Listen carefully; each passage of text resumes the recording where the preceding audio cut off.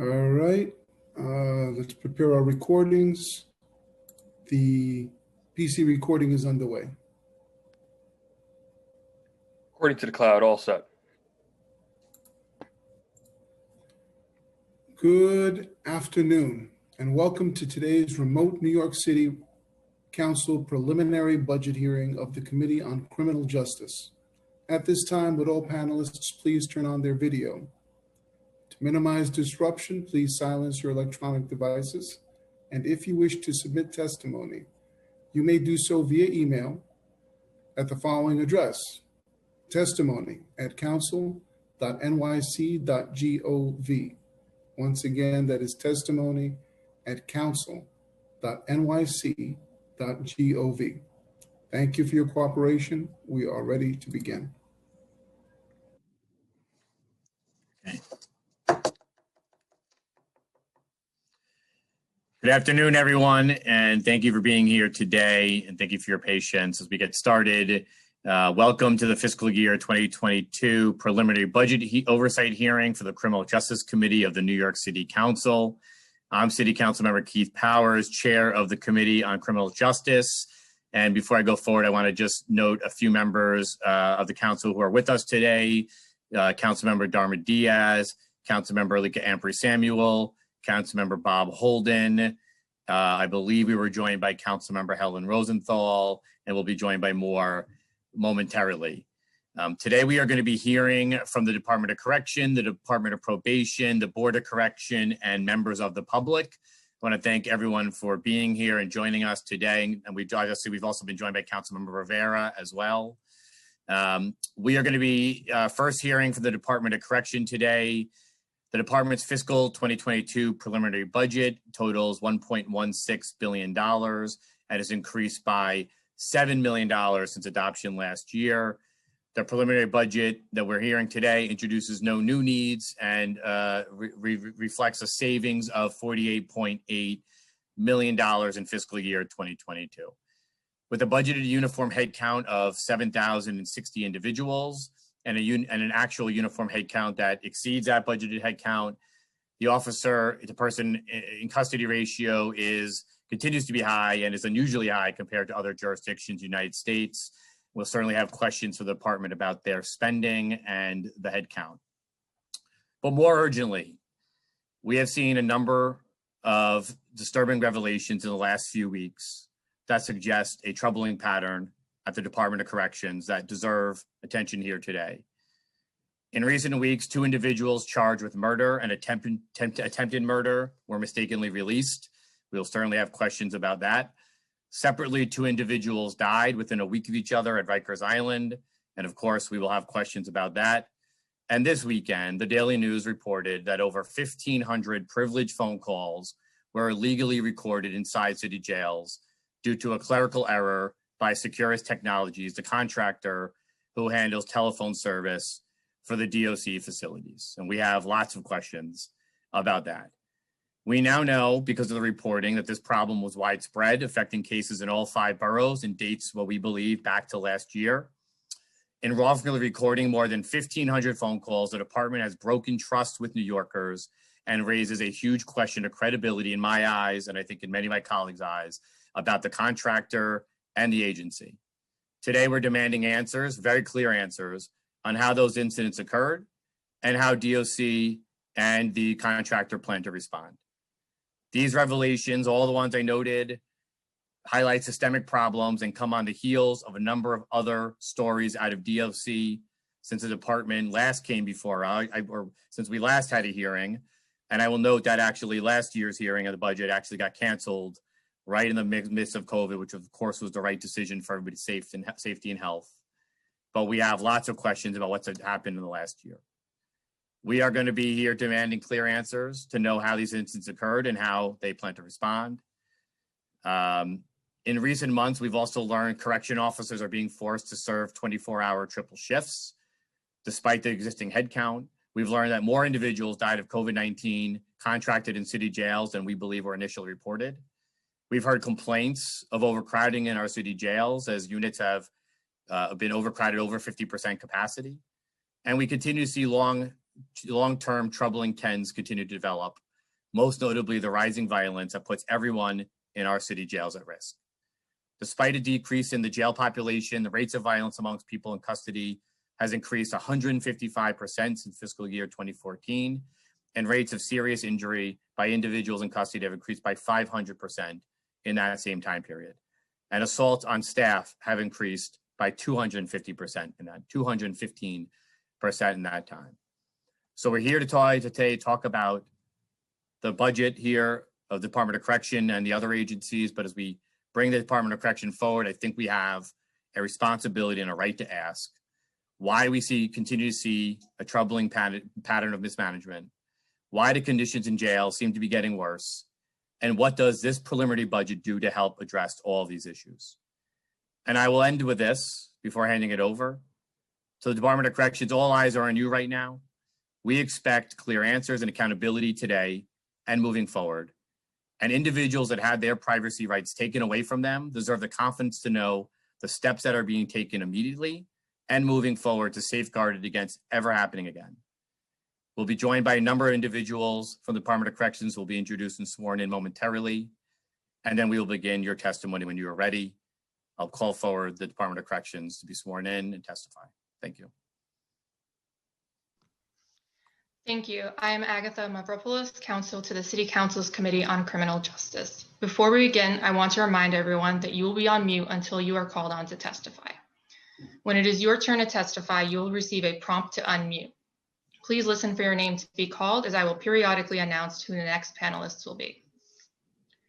We will first hear testimony from the Department of Correction, followed by a period of question and answer from the committee members. Next, we will hear testimony from the Department of Probation, followed by a period of question and answer. And then we will hear testimony from the Board of Correction, followed by a period of question and answer. Afterwards, we will hear testimony from members of the public. During the hearing, if council members would like to ask a question, please use the Zoom raise hand function, and I will call on you in order. Committee members will be limited to 5 minutes, including responses. I will now administer the oath to members of the Department of Correction. After I say the oath, please wait for me to call your name and respond one by one. Please raise your right hand. Do you affirm to tell the truth, the whole truth, and nothing but the truth before this committee, and to respond honestly to council member questions? Linnell McGinley Liddy. I do. Brenda Cook. I do. Hazel Jennings. I do. Patricia Lyons. I do. Heidi Grossman. I do. Dana Wax. I do. Judy Beal. I do. Francis Torres. I do. And Kenneth Stukes. I do. Thank you. We will now proceed with testimony from First Deputy Commissioner Linnell McGinley Liddy. You may begin when ready. Good afternoon, Chair Powers and members of the Committee on Criminal Justice. I'm First Deputy Commissioner Linnell McGinley Liddy, and I'm glad to see that you are all healthy and well. I'm pleased to be joined today by the dedicated members of the Department of Corrections leadership team, including Chief of Department Hazel Jennings, Chief of Staff Brenda Cook, Bureau Chief of Security Kenneth Stukes, Deputy Commissioner for Financial Facility and Fleet Administration Patricia Lyons, Deputy Commissioner for Legal Matters Heidi Grossman, Deputy Commissioner for Programs and Community Partnerships Judy Beal, Assistant Commissioner for Programs and Community Partnerships Francis Torres, and Deputy Chief of Staff Dana Wax. Today, my colleagues and I are here to discuss the fiscal year 2022 budget, the impact of coronavirus on our facilities, and the department's response to this unprecedented event, and our dedication to continued reform efforts.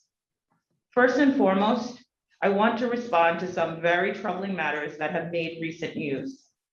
With respect to the concerns regarding Securus, who is our third-party telephone vendor, and the recording of privileged conversations of people in custody with their counsel and legal representatives, I want to assure the council and the public that we take this issue extremely seriously. Although this was a human data entry error on the part of Securus, confidential attorney-client communication is a fundamental right, and we have a duty to ensure privileged conversations are private. Since becoming aware of this issue in December of last year, we have been taking aggressive steps to identify the scope of the problem and create a robust quality assurance system with the vendor. This includes establishing an online database so attorneys can confirm their number is properly privatized, requiring audits to understand the scope of the problem, the sequestering of any calls that should not have been reported so they can no longer be accessed, and adding a regular manual check to be performed by an additional Securus employee of 20% of the numbers of each do not record list set by the department to ensure data entry is being done properly. As an extra layer of protection, the department is also designing its own audit process to guard against future errors. Finally, all calls that are not on the do not record list have and will continue to have a pre-recorded announcement play when the call begins that makes clear to all parties that the call is being recorded, allowing either side to terminate the call prior to discussing any privileged information. The pre-recorded announcement has been enhanced to specifically warn attorneys that if they are hearing the announcement, the call is not private and they should hang up. This matter has further been referred to DOI so that they can conduct an independent investigation into it. The department plans to cooperate fully with DOI. As much as we believe these steps will provide appropriate mitigation against further issues, we recognize that this should have never happened and are taking all steps to guard against any further issues in the future. We have similarly taken swift action in response to the circumstances surrounding the erroneous discharge of a dangerous individual from our custody.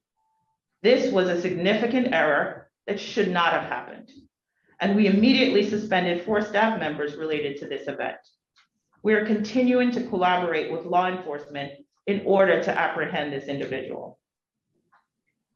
COVID-19 continues to weigh heavily on the city. Throughout the crisis, the department has worked to be as transparent and forthcoming as possible. Although we openly report on the deaths of individuals who passed away in custody, we did not have a process to report on the deaths of those compassionately released from custody as a result of illness, who later died outside of our care. We are working with our partners at Correctional Health Services to provide a more complete picture of these deaths while respecting the rights of the formerly detained individual and those of their family. Before proceeding further with my testimony, I also want to express my condolences to the families of the 2 men who had been in custody who recently passed away. Every death in custody is tragic. These made even more so after a year of so much loss. The department conducts investigations following any death in custody. However, following these deaths, we also plan to fully comply with an independent audit of our mental observation units conducted by the Board of Correction to evaluate and make recommendations surrounding our practices in these housing areas.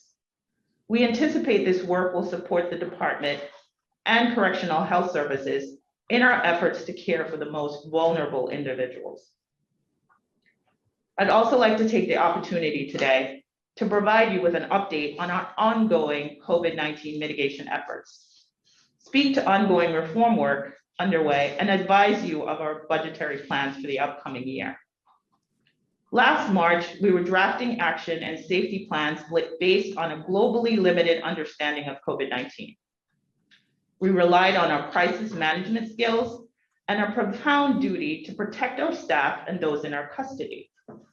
In a matter of hours, we sprung into action, assembling protocols for distancing and sanitation, securing PPE, learning about testing, and building relationships with our healthcare partners across the city.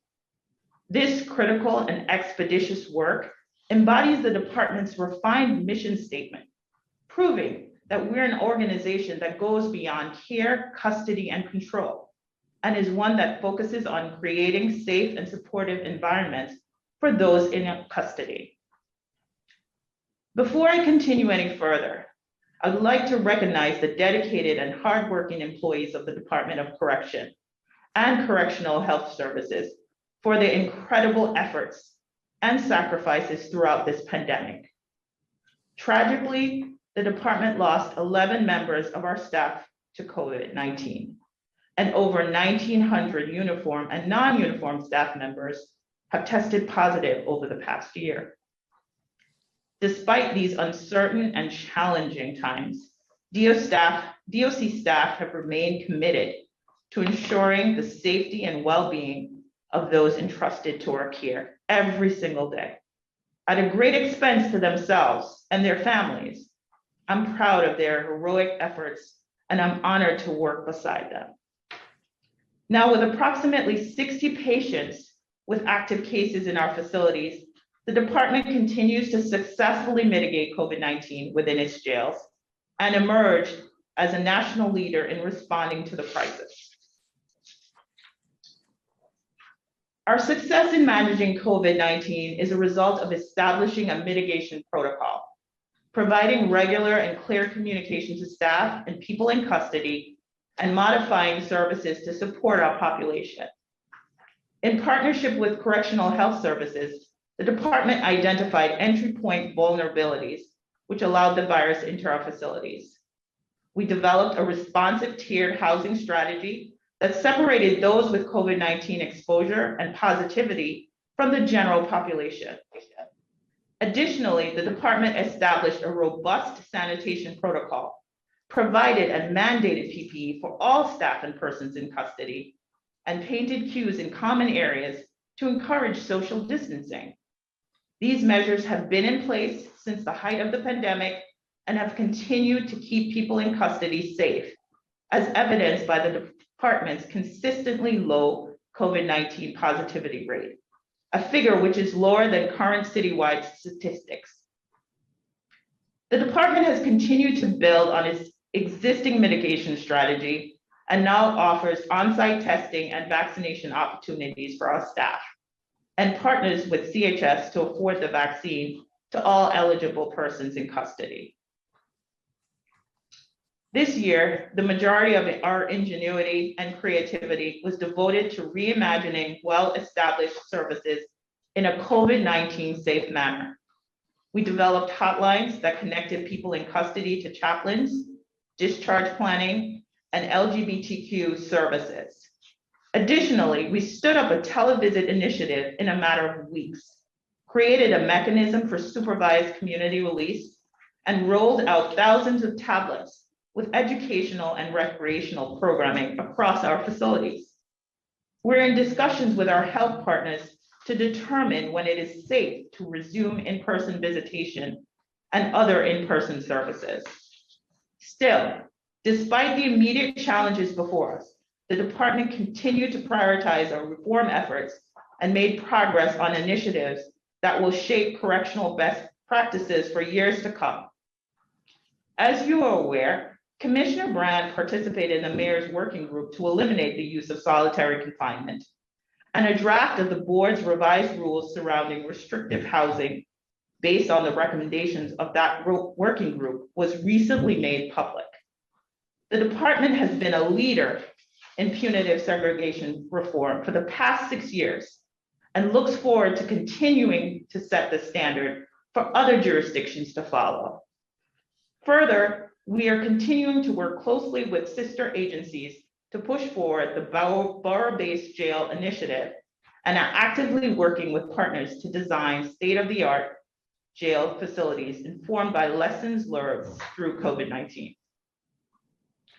The department's fiscal year 2022 expense budget is $1.16 billion. The vast majority of this, 87%, is allocated for personal services and 13% for other than personal services. The fiscal year 2022 budget is $16.8 million more than this year's budget of $1.14 billion. This increase is due to the addition of collective bargaining funding. Included in the preliminary budget are decreases of $9.6 million in fiscal year 2021 $61.6 million in fiscal year 2022, and $23.9 million in each fiscal year 2023, 2024, and 2025. The following are some highlights of the major initiatives that were included in the budget.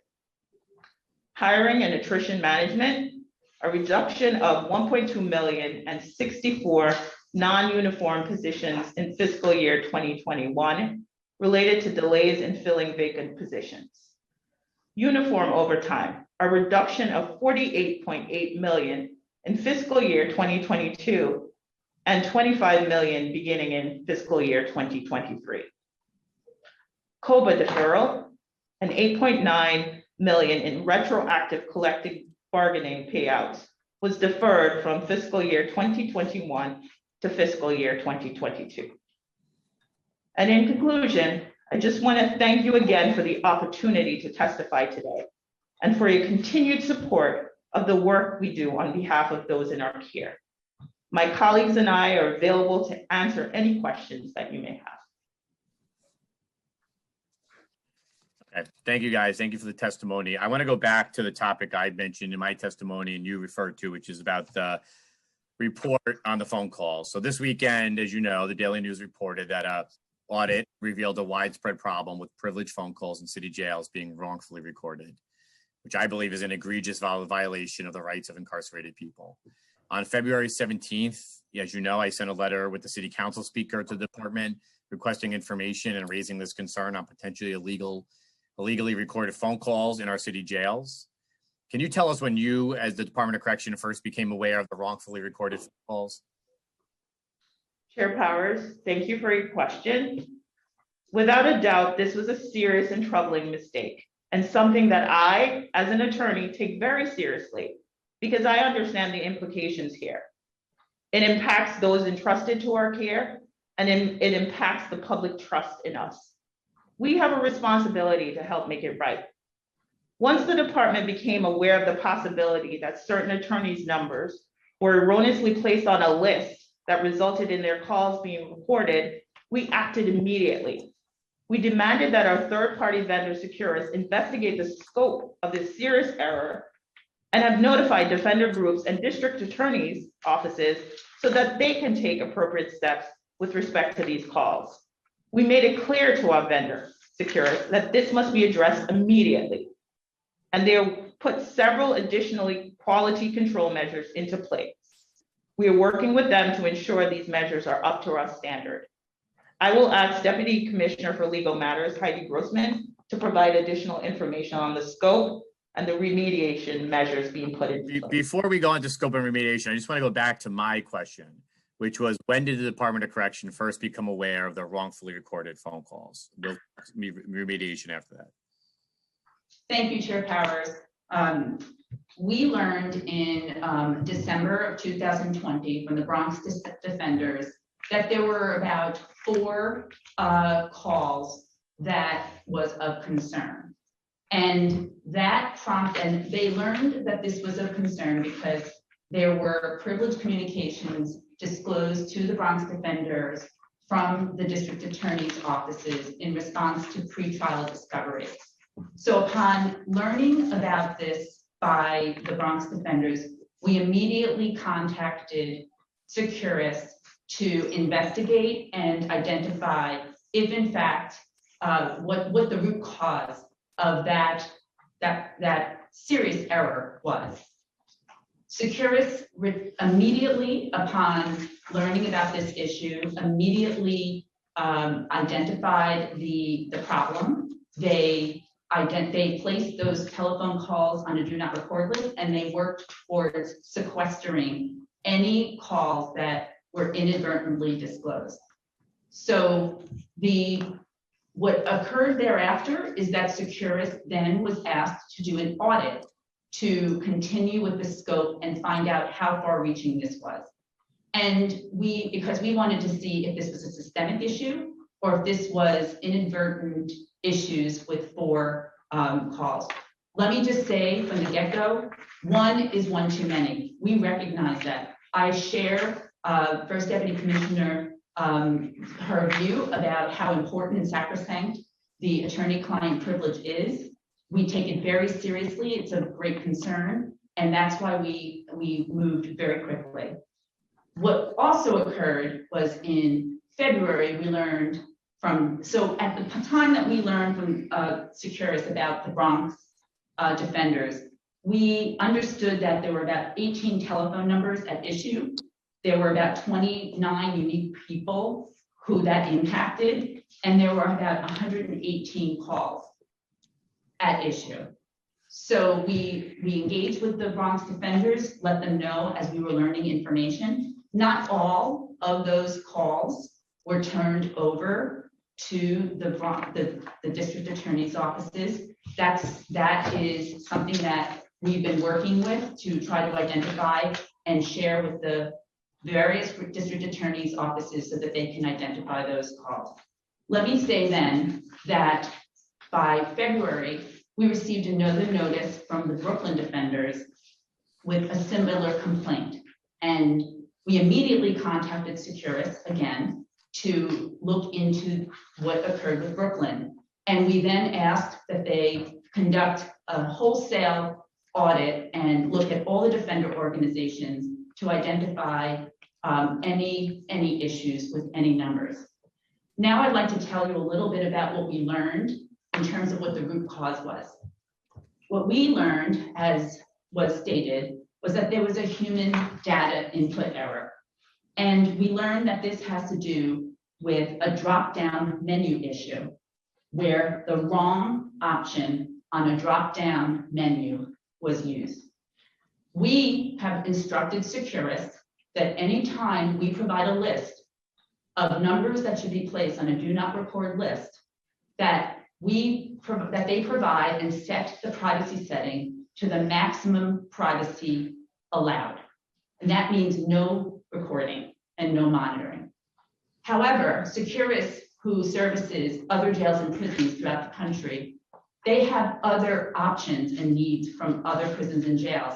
And there is an additional privacy setting that they offer others that is a site-specific privacy setting. And that means that the privacy setting is specific to just one facility. So what we learned is that an individual erroneously set the privacy setting by looking at a drop-down menu for the numbers that the Department of Corrections supplied to Securus. An individual erroneously set the privacy to the wrong privacy setting. So Securus immediately identified and did an analysis as we understand it, and they removed one of the individuals from working on this issue, from working towards placing numbers on privacy settings. And that person is no longer, as I understand it, working or assigned to work on these matters. But what Securus did do is they immediately retrained their team of people who are supposed to input the data into the database. And they also implemented a quality control process. And the quality control process includes when an individual inputs the numbers into the database, it also includes a separate individual coming after the information is input, having a separate independent person from Securus do a manual review of about 20% of the numbers to ensure that the privacy settings were set properly. That information is then shared with the department to confirm. And as the First Deputy Commissioner also mentioned, what we are doing and what we've directed Securus to do is to establish an online database so that the telephone numbers of all 276,000 numbers that are placed on Do Not Record, that database be made available online for attorneys to input that number to make sure that their number is set to the proper Do Not Record setting. In addition, what you should know is that every time a person makes a phone call, and any time a recipient of the phone call receives the phone call, there are these warnings and admonishments that are played that tells the caller that the call is subject to monitoring and recording, And it also tells the recipient of the call that it's subject to monitoring and recording. What we have since done, since we've learned about this issue, is we have also enhanced one of the admonishments to include a direction to an attorney that if they are hearing this admonishment and they are an attorney, that they should know this call is not private. You should hang up, contact the department, and register this number with the do not record list. Can I just stop you there because I want to go through that. First of all, I just got to say, I mean, to find out that individuals' privacy was violated based on an individual not knowing how to operate a drop-down menu on software provided to you by your third-party contractor, to me, raises major questions about whether that group should continue to operate within our jails. We'll talk about the audit measures and things like that, but I want to go just a couple things. First is, can you just tell us what the date of the first wrongfully recorded phone call was? The period of time that was looked into goes from March 2020 to February 2021. And do we know why that's the date range? Yes. When through the years that we have been working with Securus, there are times that there will be outreach from the various defender organizations to say that we have learned from the district attorney, or we have reason to believe that a number has not been properly set to the do not record.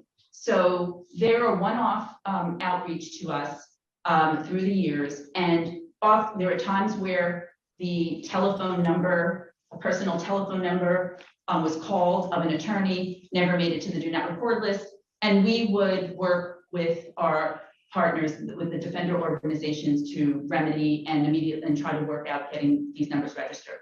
So what happened is in March 2020, when the city went on pause and all the courts closed, and it was difficult for the defender organizations and many of us to get to work. Many people didn't have telephone numbers that they could use from their offices, so they would use their personal phone numbers to make phone calls. And so what happened was we would get numerous, we would work out with the defender organizations how to resolve those issues and how to work with them to include their numbers on the do not record list. And so the reason why we went back to March of 2020 is because that was the year that we weren't sure if this was relevant to an issue related to going on pause or something else. Also, I believe our recordings are only held for about 18 months. So we thought that that 1 year period was a reasonable date to address and capture any calls that have to be placed on a do not record list and sequestered.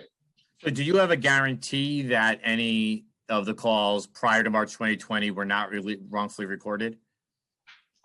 No, we don't have it. We don't have a guarantee because I'm not sure. We don't have a guarantee that calls were not properly recorded. What we do know is that the district attorney's offices have been notified of all the telephone numbers. So they have the name of the individual who is a defendant.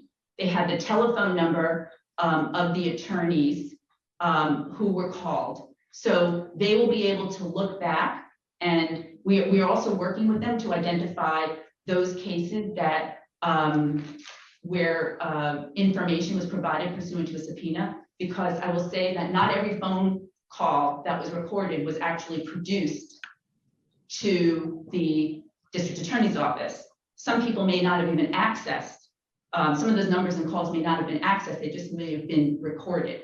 And so this is— No, I understand that, but I'm guessing what I'm trying to find out is you're doing an audit, you've done an audit, and you've gone back to March 2020, and you've tried to explain to us why that is. But what I'm not hearing is any sort of guarantee in the past, or any confidence, I maybe suppose, that prior to March 2020, that numbers that are of defenders or those conversations rather have not been recorded or transmitted to district attorneys. Is that? Well, I would say this. There are discovery laws that are in place that require the district attorneys to produce the recorded messages to the defender organizations.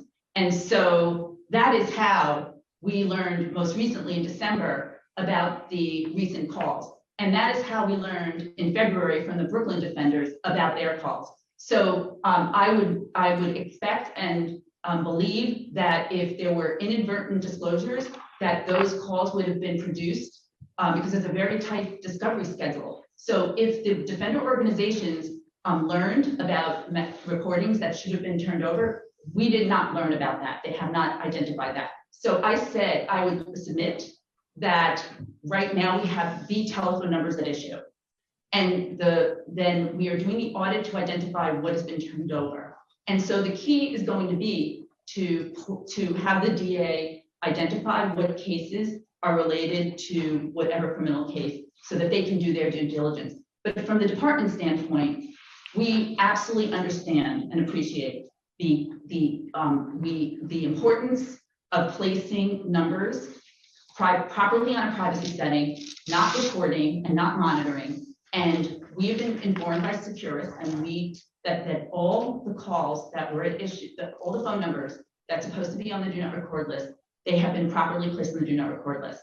And I will tell you, with the addition of this enhanced recording, we have started to hear from different organizations that they are starting to hear those messages. And they understand. And so the warnings are there. And I will also say that every call that was made, if it's not set to the proper privacy setting, a person is going to hear the warning. It doesn't mitigate 100% the fact that we have to do better and do what's necessary to make sure this doesn't happen again. But when we put all these systems in place, we believe moving forward, we have systems in place to ensure that confidential communications will be respected and that they will remain confidential. So let me raise two issues with you on the recordings. Two things. One is I have heard from organizations that they in the past, even including this past calendar year, have inquired to the DOC about those recordings and noticing them and have asked and been told inconsistent information about whether they are actually being recorded or not in light of those recordings. Second, when I believe earlier in COVID last year, we raised an issue to you about medical calls we were told by folks were being also, that message was appearing on those calls. And we're told by them that those calls were, told by the agency rather, that those calls are not being recorded. So here's my concern. We don't have any guarantee or any evidence that prior to March 2020, that individuals weren't having them. We have a guess, we have a hope, we have some belief, perhaps, based on discovery, that these calls were not being recorded. But we also have the agency potentially giving us incorrect or misleading or at least at the minimum inconsistent information about those recordings. If folks come to you and ask, what is happening with a recording on this call, and are told not to worry about it, yes, suppose they should be cynics and continue to not, perhaps hang up the phone out. But, given information, and ourselves included, about the status of those recordings, I think there is a question about whether individuals believe they were still not being recorded in spite of that in spite of that message. So I would say that we believe and we stand by the fact that we are not misleading anyone, that we do not, that is not what we're here to do, is to mislead. We've been completely transparent. We've been completely open about it. And our goal is to remediate this issue and make sure that confidential attorney-client communications are protected. The belts and suspenders are these outgoing recorded messages. And I believe that most attorneys know that if you're hearing the message, then they understand, because there are 270,000 attorneys on the do not record list. We are talking about at this point, about 120 telephone numbers. That tells us that many of the defender organizations and there are 9 million calls in 2020. That's telling me and telling the department that there are many people understand that if you hear these recordings, that's a flag that there is an issue that you need to telephone the department about, and that you should not be proceeding with the call. But I'm raising an issue to you that they have. And that in the cases where they received inconsistent information.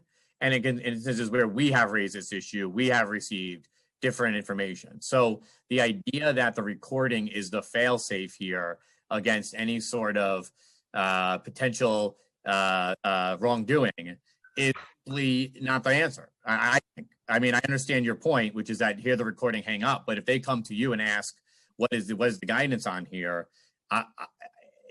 And they get guidance and continue to do as recommended, I don't think they can be faulted for that. You know, we're not faulting. We're not faulting anyone. We believe that that these recordings flag an issue. I will say with the question about and your issue and your statement about inconsistencies, there are many times that we will receive a call from a defender organization where they will say that a call should have been put to the do not record list, and they didn't realize that their personal cell phone number was not properly registered, or some other number, and we've kind of gotten to identify the issue and rectify it. And so it's very hard for me to just address these general statements about inconsistent statements, and we're providing inconsistent information. When we hear information, we ask for the details, the date of the call, who called, and that gives us the ability to dig in and identify the direct issue and how to solve it. Chair Powers, if there is a specific number or person you're referring to, I would direct them to reach out directly to General Counsel Heidi Grossman, and we will look into that. This is directly from a hearing we had where I asked this question. This is the question that was asked. Individuals are being told that the calls being recorded. This is about medical calls, and I asked directly: are those calls recorded by either the Department of Corrections, Correctional Health Services, or any other agency or entity? This is from a hearing last year, and the answer was no. I think looks like this is from the City Council transcript. There's 3 no's in here. And we will send this to you, but I believe you guys are on the record as an agency telling us that medical calls were not being recorded despite that warning. So we'll follow up with you on that, but I want to be very careful to us the recording in light of that and things we have heard from individuals. So I want to ask you to keep going. So and we will follow up with you on that as well. You became aware of this in December of last year. Why didn't you audit all 5 boroughs immediately? Why did well, first of all, what we learned was that it was about 4. It was literally 4. It was about 4 numbers that we were initially told about from the Bronx Defender Organization. So, like the years past, where we didn't know what the scope of the issue, whether this was a systemic issue or if it was a one-off. But immediately upon learning from the Brooklyn defenders that this was an issue, we immediately directed an audit of all the defender organizations. That doesn't mean that we didn't move forward with remedial steps, quality assurance, development, and all the other remediation that we thought we needed to direct and require in response to even these particular calls. Well, why not immediately just go audit all 5 boroughs? I mean, why would you believe it's alone? I mean, as we've noted already, why would you believe this is only in one borough based on this? Or to me, would feel obvious to go and check other areas to audit and see where this issue might occur as well. If you have human error occurring at you within your contractor? Why not? Well, go I guess from our perspective, when you have 276,000 numbers in a do not record list, and you're seeing 4 numbers, and it doesn't, and we didn't, we needed to first identify, is this what kind of, how wide scale this was? It did not appear to be a wide scale issue at that time. And upon learning and receiving more information and receiving additional information, we immediately asked Securus to do an audit of all the defender organizations. And that's what we did. Do you have confidence that this isn't happening with medical calls? I'm not, I would have to look into more about the medical calls because I'm here addressing this specific issue with the attorney-client communications and all the information that we came prepared to discuss with respect to those that are subject to subpoenas. We were able to do a deep dive of that, but we're happy to get back to you, Chair Powers. Because I am concerned that we raised this issue last year. I can send you the transcript of, I asked this question to you about medical calls and individuals getting potential recorded messages. And the agency had said, I believe it says they're whitelisted. So those numbers are not, those numbers are preset. They're not recorded by the system, is the response that we received. I can't give you the individual because it's unidentified here from DOC. I would ask you, the agency has to go back and look at medical calls as a separate category here and to determine whether this is happening there as well. And I am concerned that we will see more of this based on that information we have heard and now the answer we've given on the record. So can I just, can you guys look at medical calls as well? Yes, we will.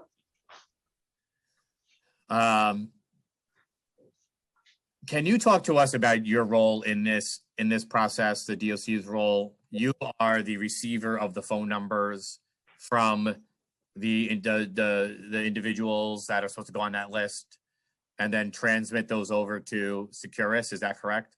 That's correct. The defender organizations will email us when they would like to have certain telephone numbers added to a do not record list. And we can get emails, we can get lists, and then what we do is we share that information, the lists, with Securus and direct that that the numbers be placed on the proper privacy setting and that they be placed on a do not record list.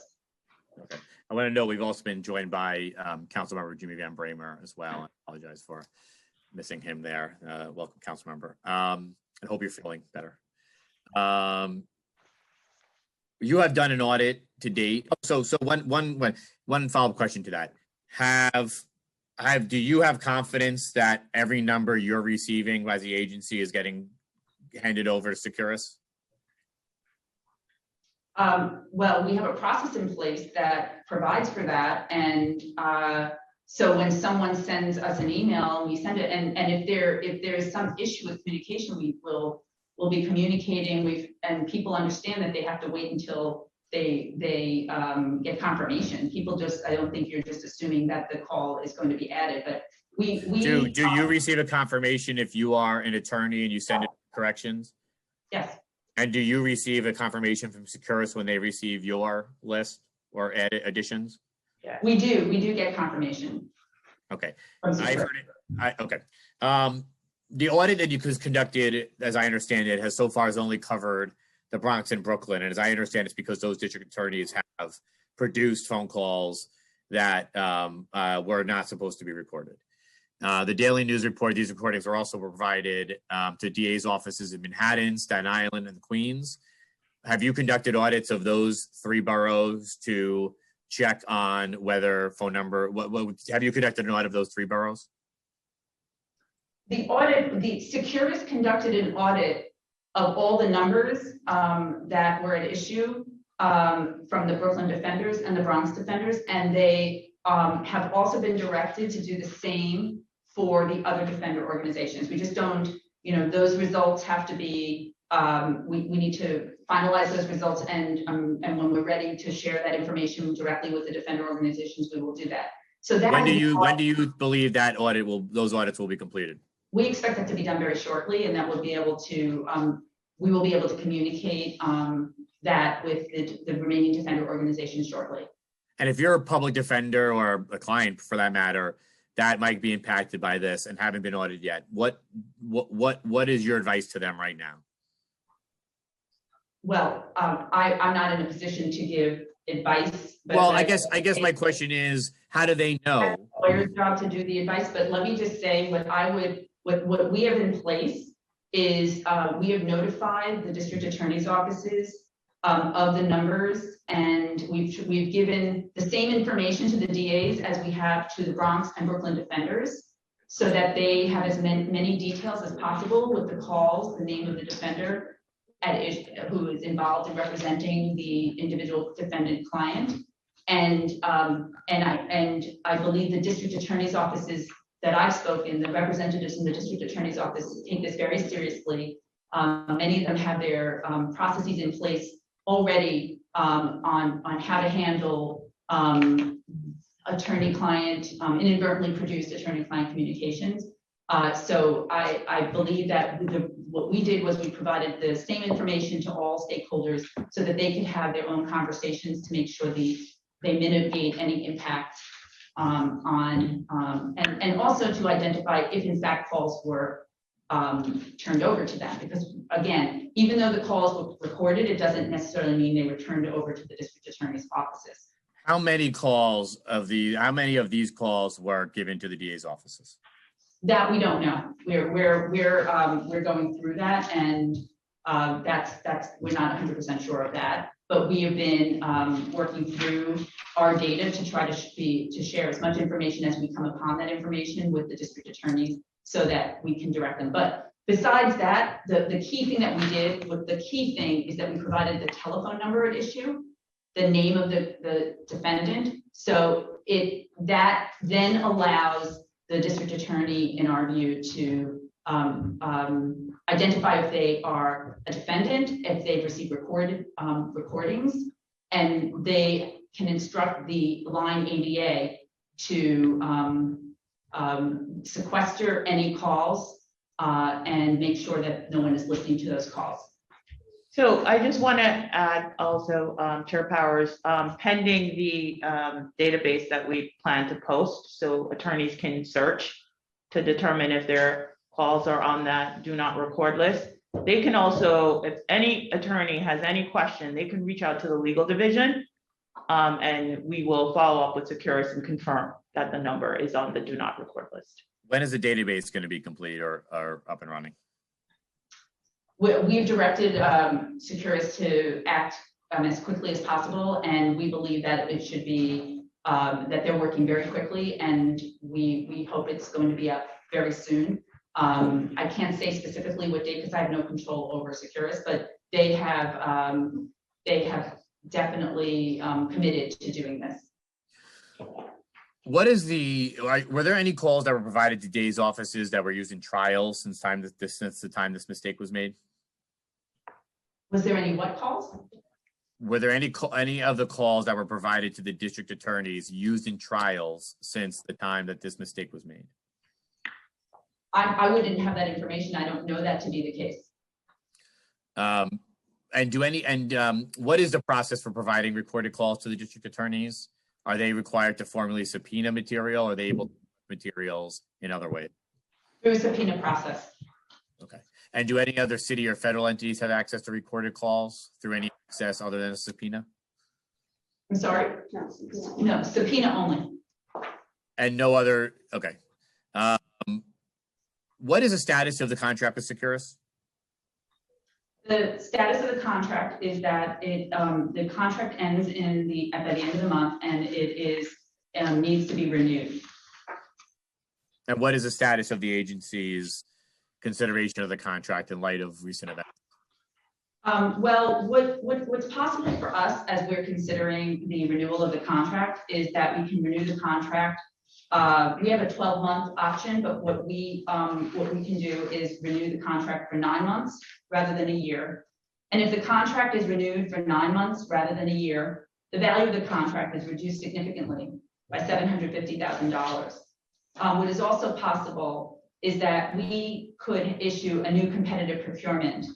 At this point in time, Chair Powers, we cannot terminate the contract with Securus because that would disrupt all the free phone calls that are by people in custody. And that we have an obligation to provide, a moral and legal obligation to provide access to the phone so that people in custody can call their loved ones.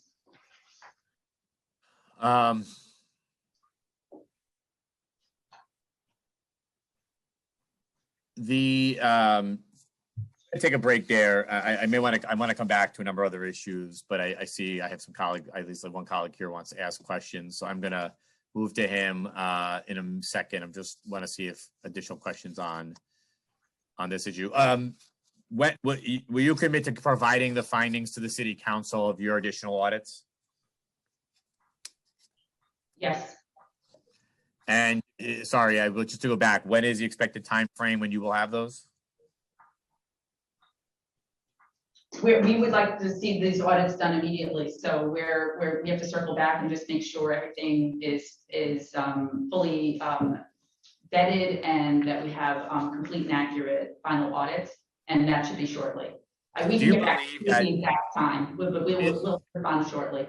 Do you have confidence in the third-party group here that provided such a basic error that was such a major violation of people's rights? It was a data entry, essentially. Do you have confidence in them to continue to work here in New York City based on that?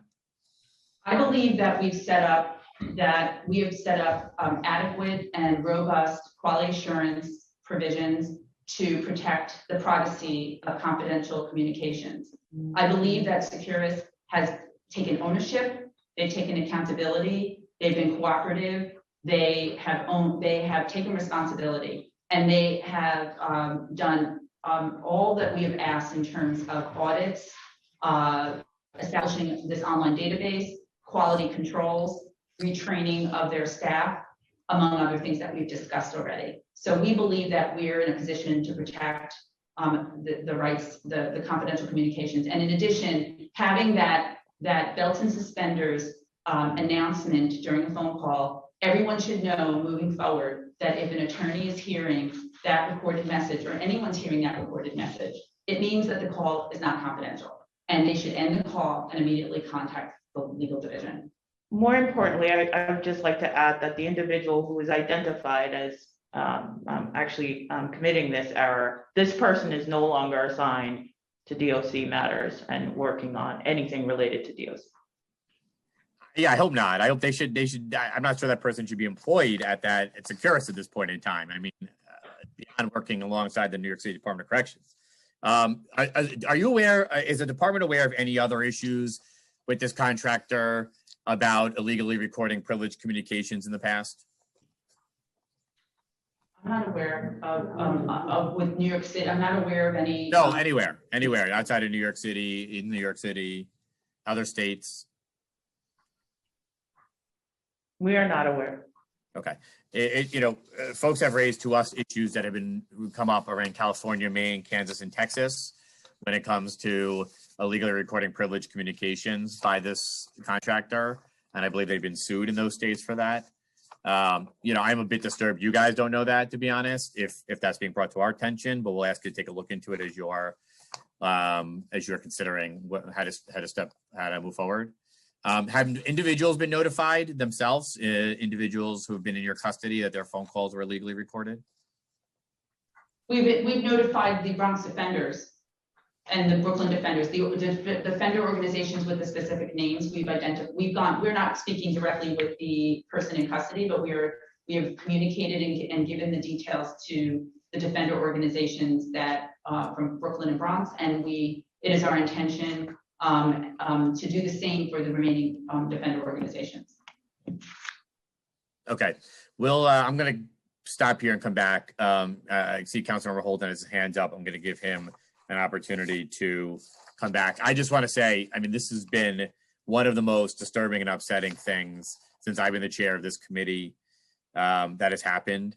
And, you know, it's often we do hear these sort of stories or anecdotes, and we ask you to investigate them. In this case, we've now still have the medical one. We have the other boroughs that are out there. I am certain we're going to find out more. And this is the beginning of a larger problem here. And I think there's an opportunity to correct it moving forward. But I think for the folks who have had their privacy violated, it's quite unfair, to say the least, to them. And we at the council certainly will be waiting for those audit responses, asking for more information about the other calls we've asked for, looking at that exact audit process, and certainly looking for a change here that is not minuscule, that is drastic, to improve operations and audits here.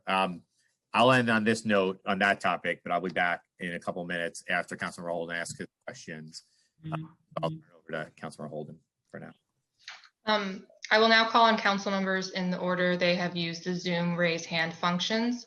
If you would like to ask a question and you have not yet used the Zoom raise hand function, please do so now. Council members, please keep your questions to 5 minutes. The Sergeant at Arms will keep a timer and let you know when your time is up. You should begin once I have called on you and the Sergeant has announced that you may begin. First, we will hear from Councilmember Holden, followed by Councilmember Rosenthal. Time starts now.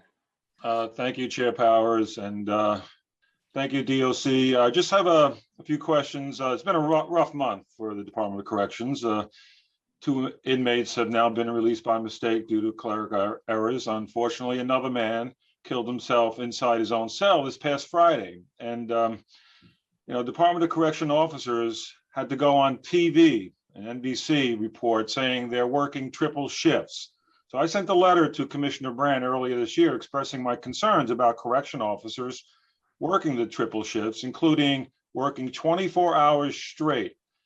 So DOC responded that triple shifts are rare and no Department of Corrections staffs are working 24 hours straight.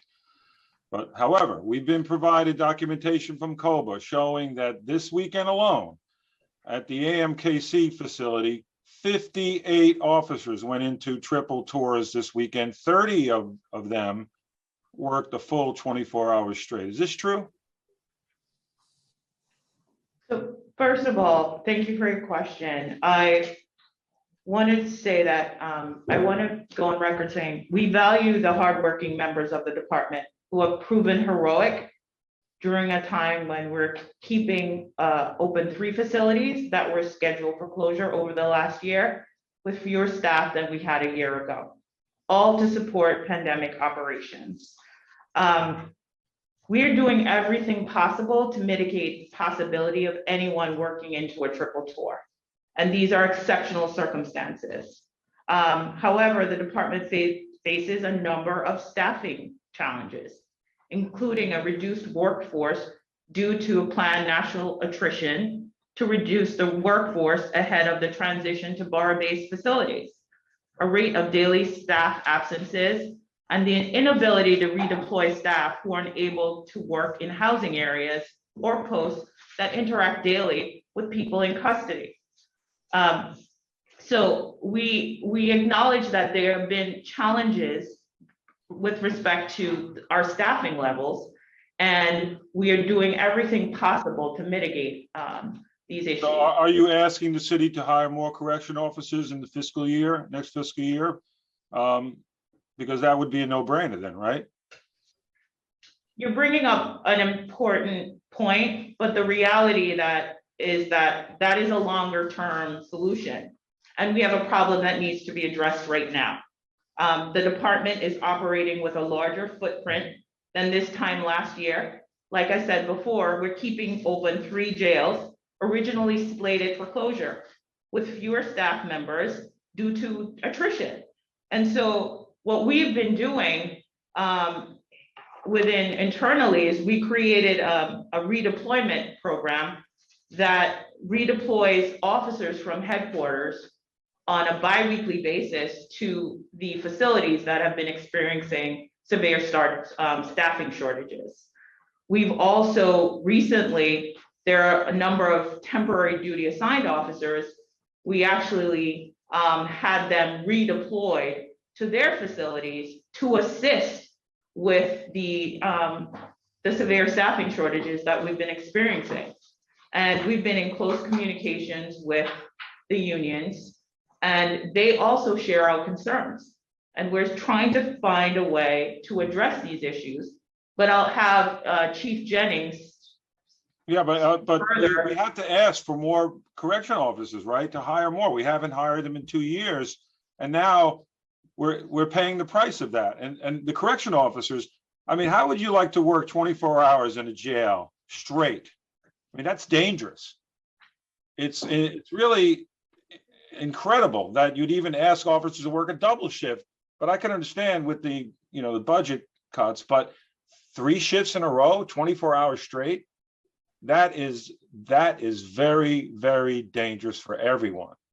So why not ask to hire, get the class going? Let's hire some more correction officers. I mean, how many have resigned? I think it was 1,000 correction officers have resigned in the past 2 years, not retired, resigned. I mean, that's a problem. So I understand and I appreciate that point.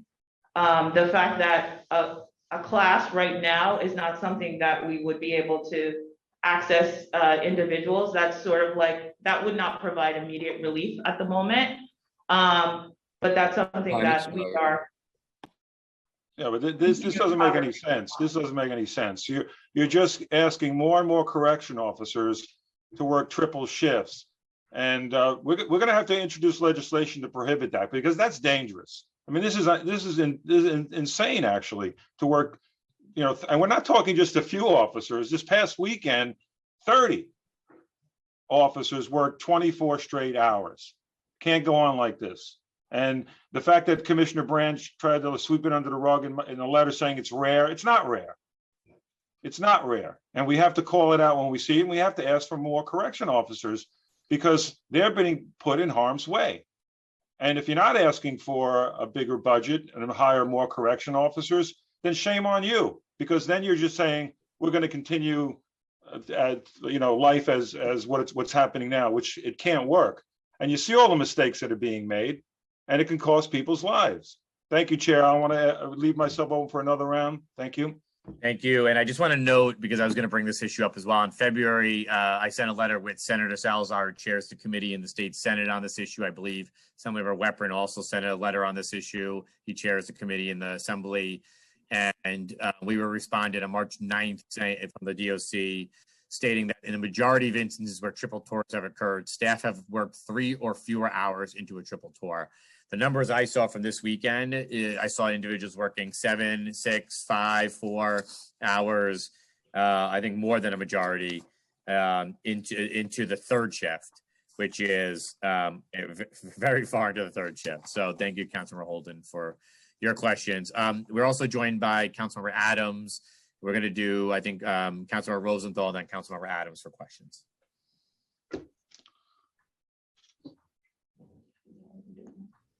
Thank you so much, Chair Powers, and thank you, of course, to DOC for this hearing and your answers to our questions. I have a couple of questions,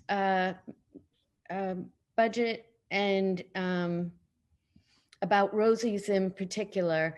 I know we noticed $107 million for what looks like very important renovations to Rosie's prior to moving over to the new location. I just want to confirm these are things that have to be done for the next 3 years. I only say that, of course, I want to, make everyone comfortable at Rosie's, air conditioning's required, or ADA, accessibility, all that. But, the advocates are looking for a new site, not one that is connected to the men's site in Queens. And people are wondering if we could use that money for siting somewhere else. Good afternoon, Councilmember Rosenthal. Thank you for that question. So I'd first like to touch on just one moment, referring back to Councilmember Holden's question, and then I'll respond to your question regarding Rosie's. So Councilmember, we are actively, Okay. I'm sorry. We are actively in conversations with OMB regarding a future correction officer class. But as Chair Powers noted in his testimony, our actual uniform head count exceeds what is authorized at this time. So it's a conversation with OMB we need to have, but we are doing it. Councilmember Rosenthal, for your question. Yeah, and I just want to specify that apparently Rosie's is at less than 20% capacity. So I'm wondering if the repairs are being made for the whole facility or like in a certain area, physical area.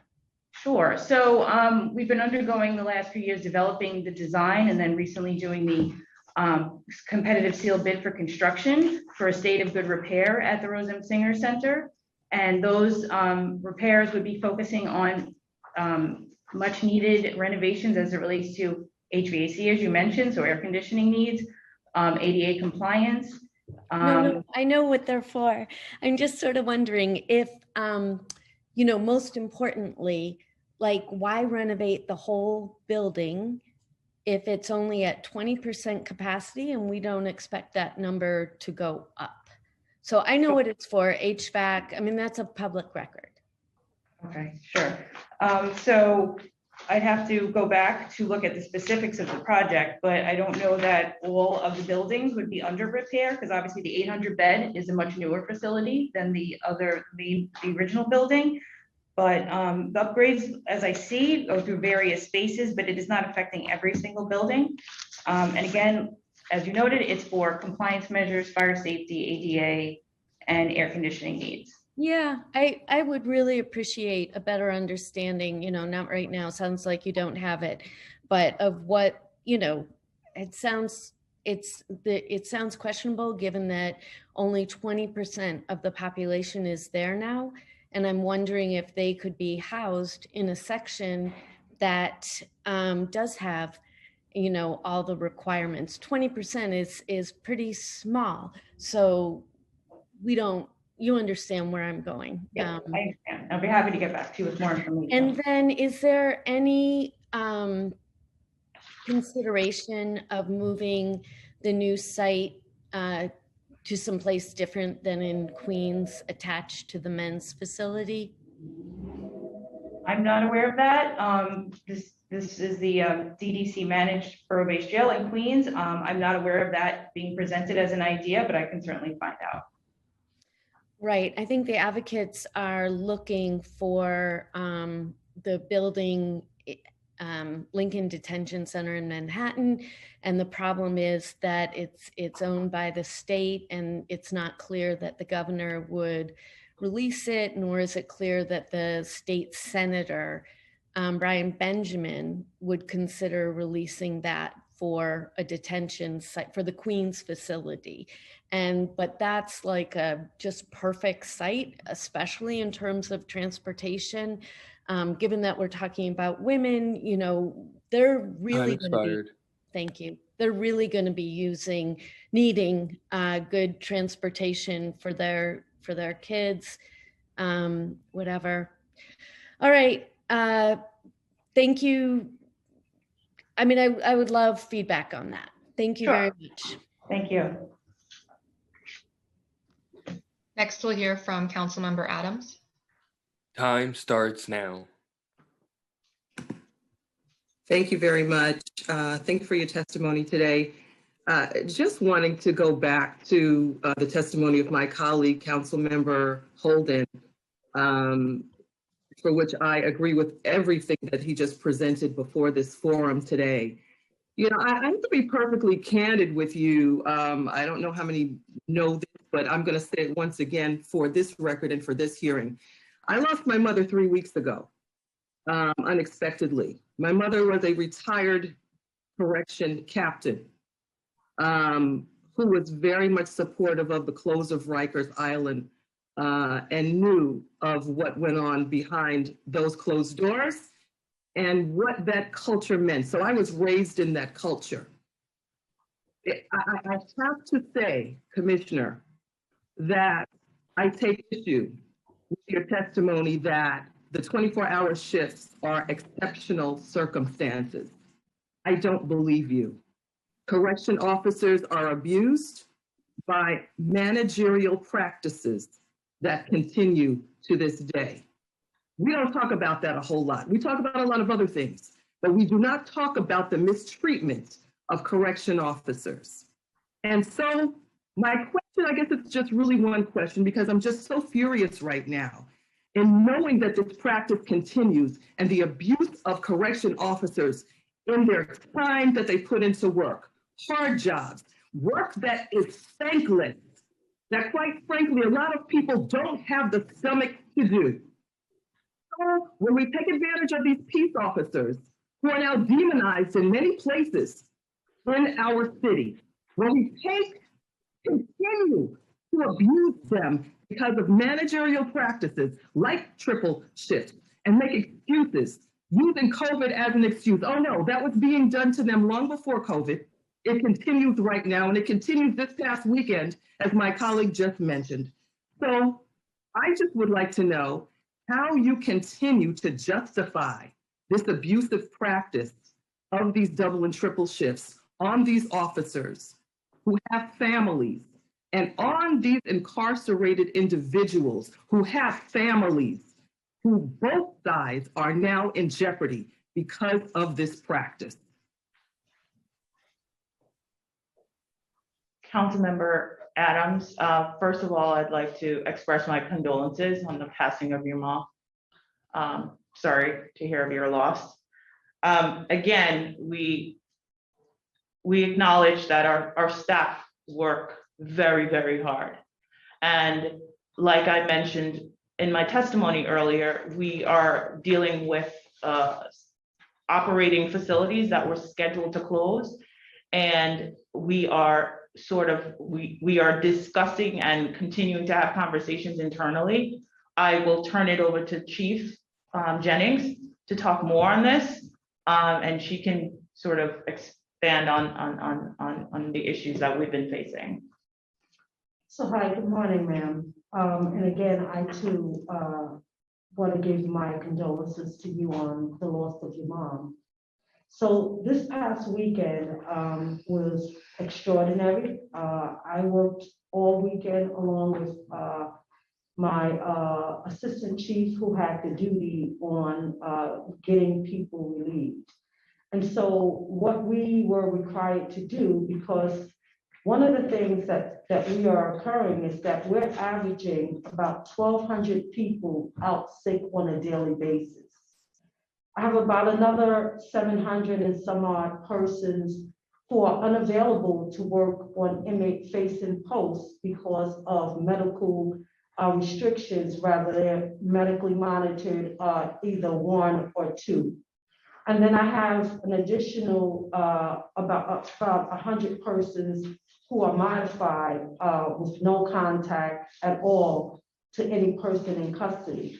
So what we've been doing, and I would welcome a class again. I don't think anyone here at this table is denying that that's something that we would want, but in the now, what we have been doing to offset the amount of overtime that people have been working is that we have put together a redeployment where anyone who works external to a facility has to go back once a week to take up some of the overtime in the facilities. We've also reduced headcount in some of the areas like the court, because we're not taking the amount of persons to court that we would normally do. So we have reduced those numbers. We reduced some of the headcount in some of the areas or units that normally would not work with the incarcerated population. And so we're now looking at all of the persons who are TDY outside of a facility, and we're now forcing everyone to go back inside so that we could meet and help the staff members who are suffering the most, which are the persons who are working behind the gate. And as a correction person, I did 12 years as a correction officer, so I understand. And so not having meals and us getting people to provide meals and getting water and food to people on post is important, because as you start to get exhausted, mistakes can happen. And so we're trying to eliminate all that we can. And again, like NCC said, we're operating AMKC, which was supposed to be 50% closed. Now we have just about every house open with the exception of 3. I have the Otis Bantam Center, which was supposed to be closed, that's fully operational with the exception of 4 houses. We have people who are showing up, or people who the courts are asking to come out for court visits. Those numbers have gone from 1,100 a day to under 100 persons. And then from December 20th of last year was the last time we've had anybody get transferred to state custody. So I have another 300 and some odd persons that are sitting in our custody that we have not been able to send to state custody. And we're only able to, as effective of April 1st, to be able to start transferring persons out of our custody. So our account had, prior to COVID, we had seen a lot that happened with the bail reforms, working with other outside agencies. And then during COVID, our account was low, but the numbers have picked back up. And so today we're at 5690, when the projection for our account is supposed to be approximately 3,500 persons in custody.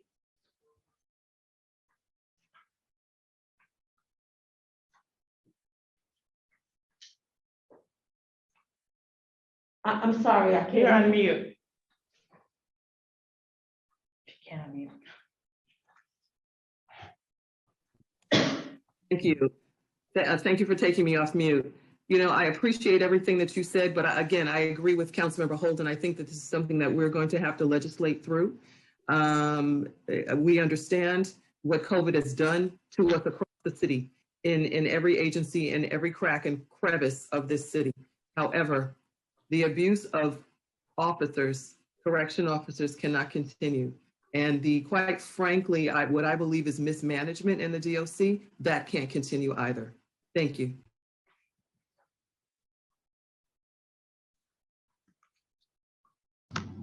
Now we'll return to Chair Powers.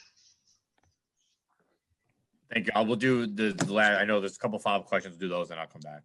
Thanks. So next we'll hear from Councilmember Holden. Time starts now. Thank you, Chair, for this quick second round. I appreciate it. I'll try to be brief. So the new borough-based jails aren't going to be built until 2027 at the earliest. So it's not a good idea not to hire more COs, correction officers, for the next 6 years, and we can't. Otherwise, we're going to have triple shifts going on for several years. Because the mayor, let's face it, the mayor kind of miscalculated the population of the jails, and he did it badly. So we can't have the correction officers suffer for the mayor's miscalculations here. But let me just say, the mayor's management report of 2021 shows assaults on correction officers are up 23% this year over last year. Why is that? You know, obviously we heard Commissioner Brand say before, well, it's a more violent population. So I mentioned before, 1,000 correction officers have resigned, not retired, resigned, because obviously the conditions in the jails are horrendous. So we can't keep going on like this without definite answers about the classes, new classes going in and hiring more officers. So we really need a definitive on that. We need a plan, not just, well, we're in negotiations. We need in the budget, how many officers should be hired, and what's the proper staffing level? And then again, what my council member, my colleague said, Adrienne Adams said about her mom has been going on for years, and that they continue, you guys continue, the Department of Correction continues to put correction officers in harm's way. The numbers show it. So I just want to mention one thing about my concern about, in my letter to Commissioner Brand, I mentioned about retaliation against officers, correction officers, for blowing the whistle on triple shifts in that NBC report. Their faces were blurred out by NBC, but nevertheless, I'm concerned about protecting their identities and ensuring that there's no retaliation. I know I don't know if I can expect an answer on this, but has there been any effort to learn the identities of these correction officers that spoke to NBC News? No. There hasn't been. No. Okay, well, again, if this is a concern, because how the correction officers are treated, the fact that this past weekend, 30 officers worked the full 24-hour shift, like I mentioned before, cannot happen again. Can you assure me that this won't happen again next weekend? So the department, we take all steps necessary to ensure that people do not enter into triples. And if they do, we try to ensure that there's officers on hand to relieve them. And that's done. Time I mean, we're in communication with the facility, and also, as Chief Jennings mentioned, works hand in hand to ensuring that officers are relieved if they do go into a triple to work. Nobody should go into a triple. Okay, that should be outlawed. And again, we're working on legislation for that. That should be outlawed. It's unsafe. And the Department of Corrections should understand that. It's dangerous, period, for everyone. Thank you, Chair. Next, we will hear from Councilmember Rosenthal. Sorry. Time starts now. Great, thank you so much. I'm going to come back to talking about Rosie's and ask some questions that you might know the answers to now. So where in the building are the women housed? So this is Chief Jennings. They're housed all over the facility. So they're at 20%, the building's at 20% capacity, and you have them housed all throughout the building? That is correct. How does that make sense? Is that because of COVID or something else? So it's twofold. So yes, because some of the houses, when they're quarantined, we have to open up new housing areas. We also have, if we have a house of 2 women that may be for our maternity unit, then that's all that we have, and we would have to have them housed together. We are also housing our young adult population separate than our adult population. And then we have special Wait, housing. that's male and female? I mean, male? I'm sorry? What gender, young adult population? I said our young adults are housed separate and apart from the adults. So is that both genders are currently in the Rosie's complex? Young adult. No, women. ma'am, young adults. Women. Okay, Women. women, that's all I was asking. Thank you.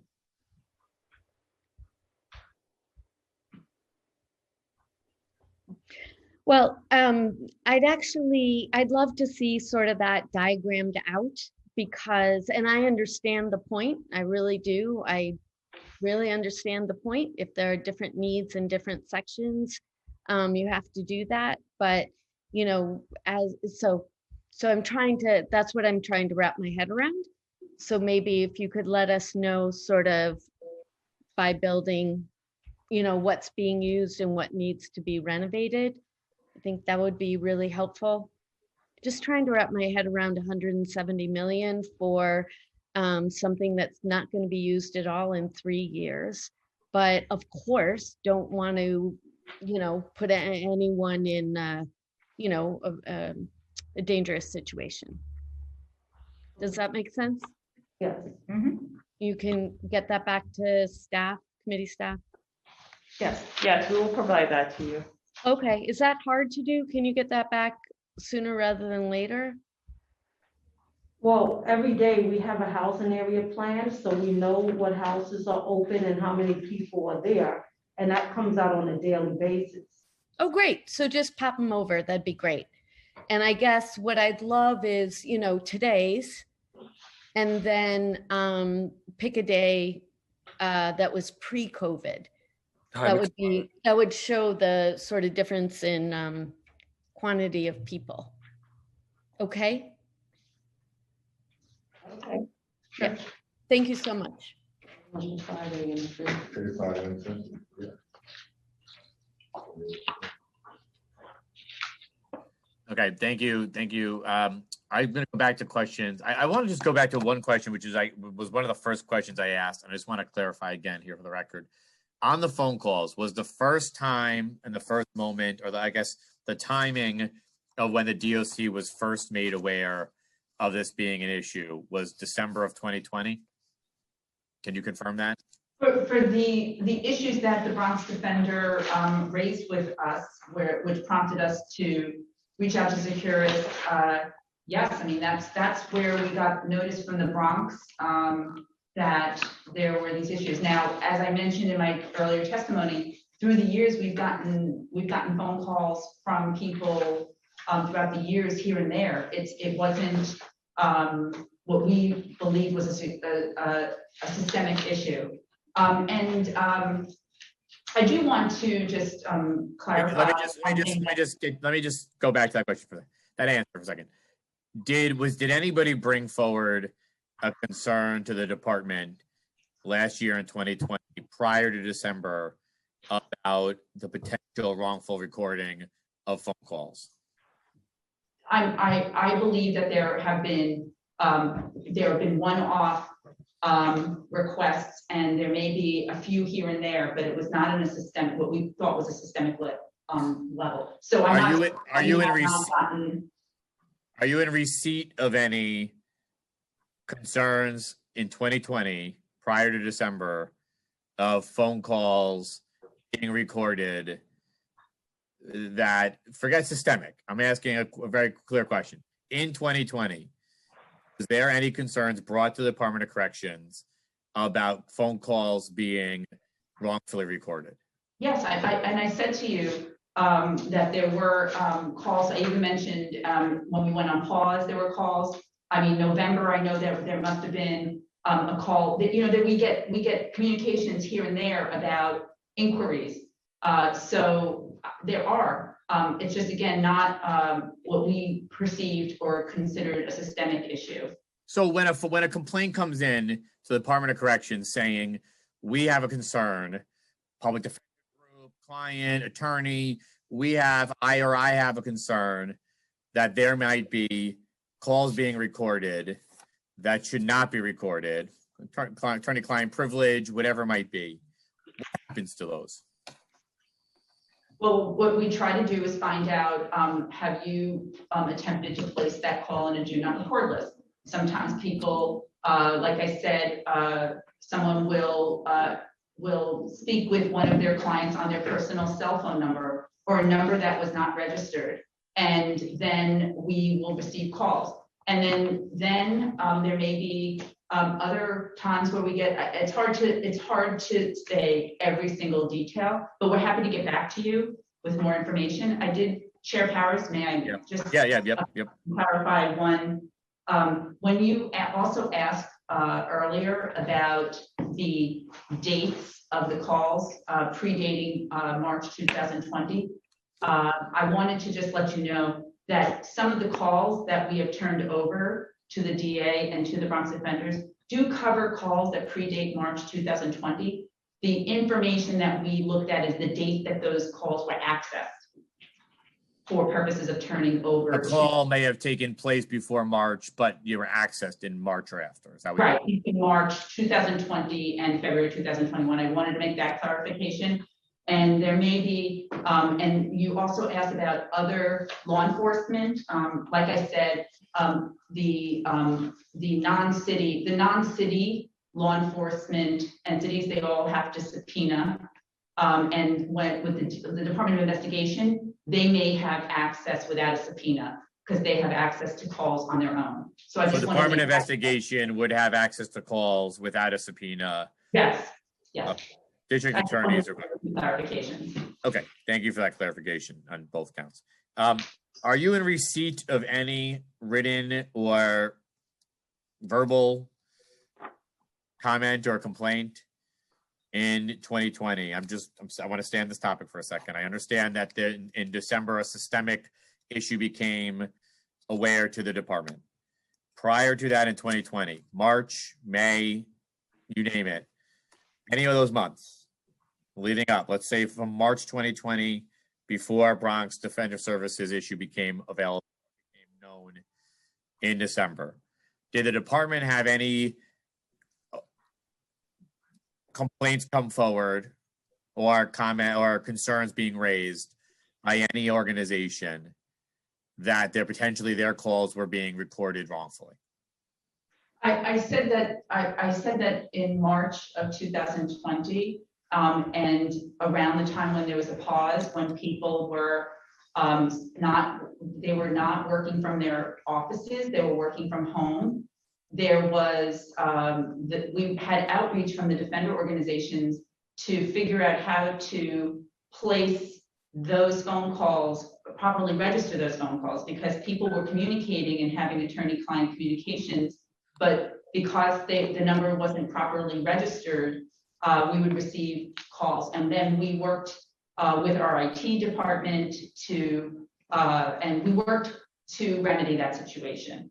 So any of the issues that are brought to your attention by the department were because of the only ones that you're aware of prior to that were instances where an individual was using their cell phone or a number that was different, and then it brought forward the department put those onto the do not record list. Is that the answer? It's a combination, Chair Powers. I can say that that there may have been one-off phone calls or one-off communications with the department, and that we would have remedied it close in time, in real time, and addressed. So I can't say here today that there was never another call or never another notification to the department that there was a concern. What I can say is that we received this inquiry from the Bronx about privileged communications being turned over to the district attorney. And from there, we immediately responded and had Securus investigate. And from my prior testimony, you know that all the following steps that occurred. And did it ever occur to you that you might want to do an audit of your entire system in light of groups coming forward to raise an issue about these recordings? Pardon? I guess my question is, it does sound to me like organizations or individuals have come forward, and some may have been related to the COVID change and so the way people were working, perhaps some were not. And also that I have communicated this with you in various months of 2020, the potential issue. I think what I'm hearing from the agency is that changes in COVID led to different, way people are behaving, and so numbers didn't make it. It sounds to me, though, perhaps that for some period of time, folks were coming forward with these complaints or concerns, and only until they made their way into the hands of a district attorney did the agency take it seriously enough to go and investigate and audit it. I would say that when I would respectfully disagree, Chair Powers. We take it seriously, and when we saw the need to do a wholesale audit, we asked Securus to do that. We take it very seriously, and moving forward, it's our goal to make sure that all the quality assurance provisions that we put in place will protect private communications. Are you aware of any numbers that prior to any numbers communicated to you before November 2020 that were not in the do not record list that never made it? Like, it sounds to me like some of these were cell phones that didn't make or changes in numbers, and some were issues that were being raised that were more systemic. Why would the agency only wait until they made their hands into the district attorneys to do a larger look at the entire system? Because we did not see this as a systemic issue. And anytime we had an inquiry from any of the defender organizations, if there were questions, we would remedy that. And then we would, if we did not hear from that individual attorney again, it to us would appear that the issue was resolved. But we take this very seriously. We're committed to doing what's right here and to making sure that whatever moving forward, that everybody, that people, their communications with their attorney are confidential. Okay, but you will acknowledge that organizations did reach out to you in the year 2020 prior to your discovery, alerting you of the potential that their calls were being recorded. You would confirm that, is that correct? As I've testified, I stand by what I've testified to. So the answer is yes, correct?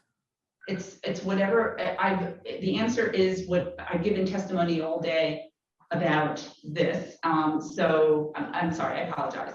My testimony is what I stand by, and the answer is we've received communications for a variety of reasons. We did not think that this was a systemic issue that needed to be audited by Securus for all defender organizations. I know, but I guess that is my exact issue here. That organizations or individuals and others came forward last year in the middle of the year during COVID, more than one, and noted that there was an issue here. And only at the point where it made its hands into the district attorney's hands did the agency decide to go back and do a larger. No, that's not true. If the Bronx defenders what alerted the Bronx defenders is that they received privileged communications through pretrial discovery. So they raised that with us. If they had raised it sooner from other contexts, we would have taken similar action. But to me, that's the triggering event that led the Bronx offender to share that information with us. And then we immediately looked into that matter. It's not because of the disclosure to the DA, it's because Bronx defender asked us to look into it and said that there was an inadvertent disclosure. I believe other organizations came forward prior to that and with similar concerns. Is that true? If someone were, I'd have to go back and see what kind of communications were received by which defender organizations to look into that. Okay, I mean, I believe with some reasonable confidence that at least other organizations came forward in 2020 and revealed a concern to the Department of Corrections that both their phone calls were being recorded inappropriately, and that in some cases those were being handed over to the district attorneys.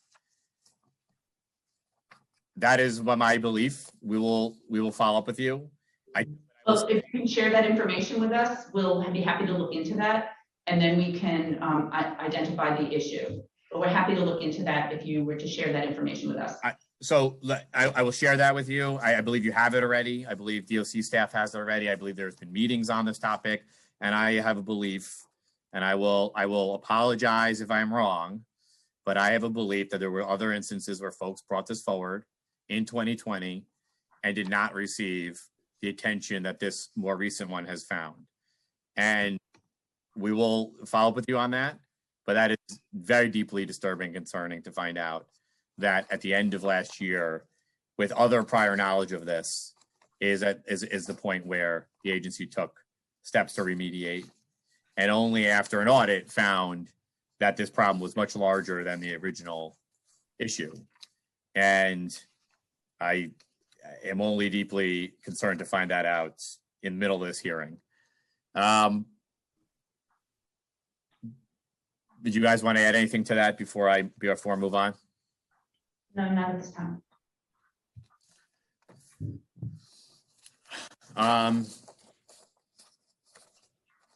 want I'm going to move on just quickly to other issues that have been at the department recently, or have a concern the department. In the past 2 weeks, we've had 2 individuals who were charged with murder and attempted murder who have been mistakenly released from DOC custody. Can you let us know what the role is of the DOC in those 2 releases? And also after the first release, what steps were taken to prevent another one from happening, which unfortunately did happen? As public safety professionals, we take the discharge of a person from custody extremely seriously, and the 2 grave recent discharge errors are completely unacceptable. I would like to be clear, though, that one of the individuals was properly released by the department based on paperwork we received from the Office of Court Administration. With regards to the other, the department has taken swift action to investigate this serious mistake and has suspended 4 staff members in conjunction with this event. I'm going to now turn it over to Chief of Staff Brenda Cook to elaborate on the details of these cases. Thank you. As the First Deputy Commissioner indicated, there were 2 releases from custody, one of which was due to the serious mistake of the Department of Correction. That was the discharge of an individual named Mr. Buggs. He was discharged on March 9th from custody. The department's discharge was a mistake because paperwork was received from the court sentencing Mr. Buggs to a sentence of 30 days on a criminal contempt charge. The paperwork was provided from the court using the indictment number of his underlying murder case charge that was before that same judge. When the department processed the sentence and calculated Mr. Buggs's jail time for his time in custody, they credited him with he had served enough time for a 30-day sentence, and then therefore processed his discharge. That was a serious mistake, as the First Deputy Commissioner identified. He was erroneously discharged, and those staff members were immediately identified through investigation, suspended, and the remainder of their discipline, as appropriate, is ongoing. With respect to the second discharge of a serious alleged violent offender, that individual, Mr. Meekins, was released last week by the Department of Correction. That release was proper based on the paperwork that OCA provided, that the courts provided to us. Mr. Meekins in sum had 2 cases pending, and we received dispositions for the status of his custody for each of those cases separately. One paper provided for his bail to be reduced from $300,000 to $1, and in accordance with local law, we do not hold people then on the dollar bail. His second case was this custody status was changed to ROR, or release on their own recognizance. So the Department of Correction staff received those disposition documents from the court and properly applied them to Mr. Meekins' cases, and then therefore released him from custody. Mr. Meekins was then identified in the days thereafter as not being someone that the court and the district attorney's office had intended to have released, and he has since surrendered and returned to custody. You have 1 individual in custody, the other one is still. Correct. Yes, correct. Okay. And sorry, can you share with us just again what steps are being taken? I know that there are multiple agencies involved here, but can you tell us what steps that DOC is taking to prevent this from happening again? The 2 are very deeply concerning. 1 individual still being out. Can you please share with us the protocols that are being put in place right now to prevent that? Sure, and thank you for that question again. The department with erroneous discharges on the mistake serious mistake of the department are thankfully infrequent. We take each case seriously and address each case specifically. And for that, I'll turn it over to Chief Jennings to identify some of the retraining and the protocols that we can identify and we have identified for staff with respect to the proper processing of paperwork related to sentence commitment and discharge. So, yes, so once, any time in which we have an erroneous discharge, one of the things is that we look at the time of the member of service who actually was on the discharge. So, and then we come up with retraining for staff agency-wide. So one of the things that we've done differently is that we have created a robust training schedule for our new assistant deputy wardens, where they go through the academy and bail and discharge and paperwork is part of the training. And that's also being done for the captains. We just recently lost one of our captains assigned to the academy to retirement, who was in charge of the general office training. And so we have taken on a replacement staff member for that person to ensure that we keep up with all of the training that's necessary for staff at the courts and in the facilities that are processing discharge. Thank you. I'm going to ask one last question, but this is, I want to go back to an issue I raised earlier. On May 8th, 2020, Department of Corrections have been in receipt of a alert from one of the organizations about the DA having more than multiple calls with attorneys showing up in discovery, and had flagged this issue for your folks and had sent this directly to Department of Corrections. In this correspondence, and we will provide you more information. The attorneys alerted, I'm just being clear, alerted the Department of Correction of a matter where the district attorney had records of the phone calls. They also, I believe, was a meeting weeks after that with the agency and that organization on this very issue.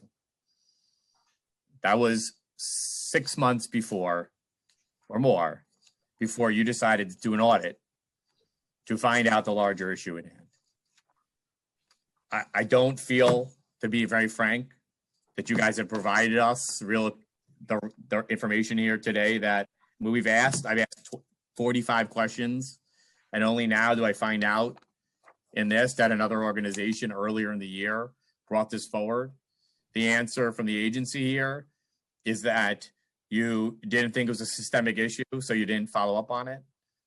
Maybe follow up with a specific complaint. This issue has been going on at the minimum. I think another organization brought this to your attention in early March. When there's multiple complaints from organizations, I can't even figure out how it would take the remainder of that year, from March to May to November to December, I guess even rather, to investigate a larger systemic issue here. And now individuals have had their entire privacy violated because of that. I have no further questions for the agency, but I will ask, we have immediate answers onto what happened, immediate recounting of other complaints and organizations that came forward with this complaint, because we know of 2, and we get that audit done immediately, because this is so unacceptable. And it's unacceptable to go 3 hours into a hearing or 2 hours into a hearing and only then find out more organizations are coming forward to say that they also had this similar issue. They flagged this issue for you. And I feel like we haven't gotten the full picture here today. And I also feel that this issue could have been resolved a year ago, maybe 10 months ago. I have no further questions. We'll go into Department of Probation. Thank you.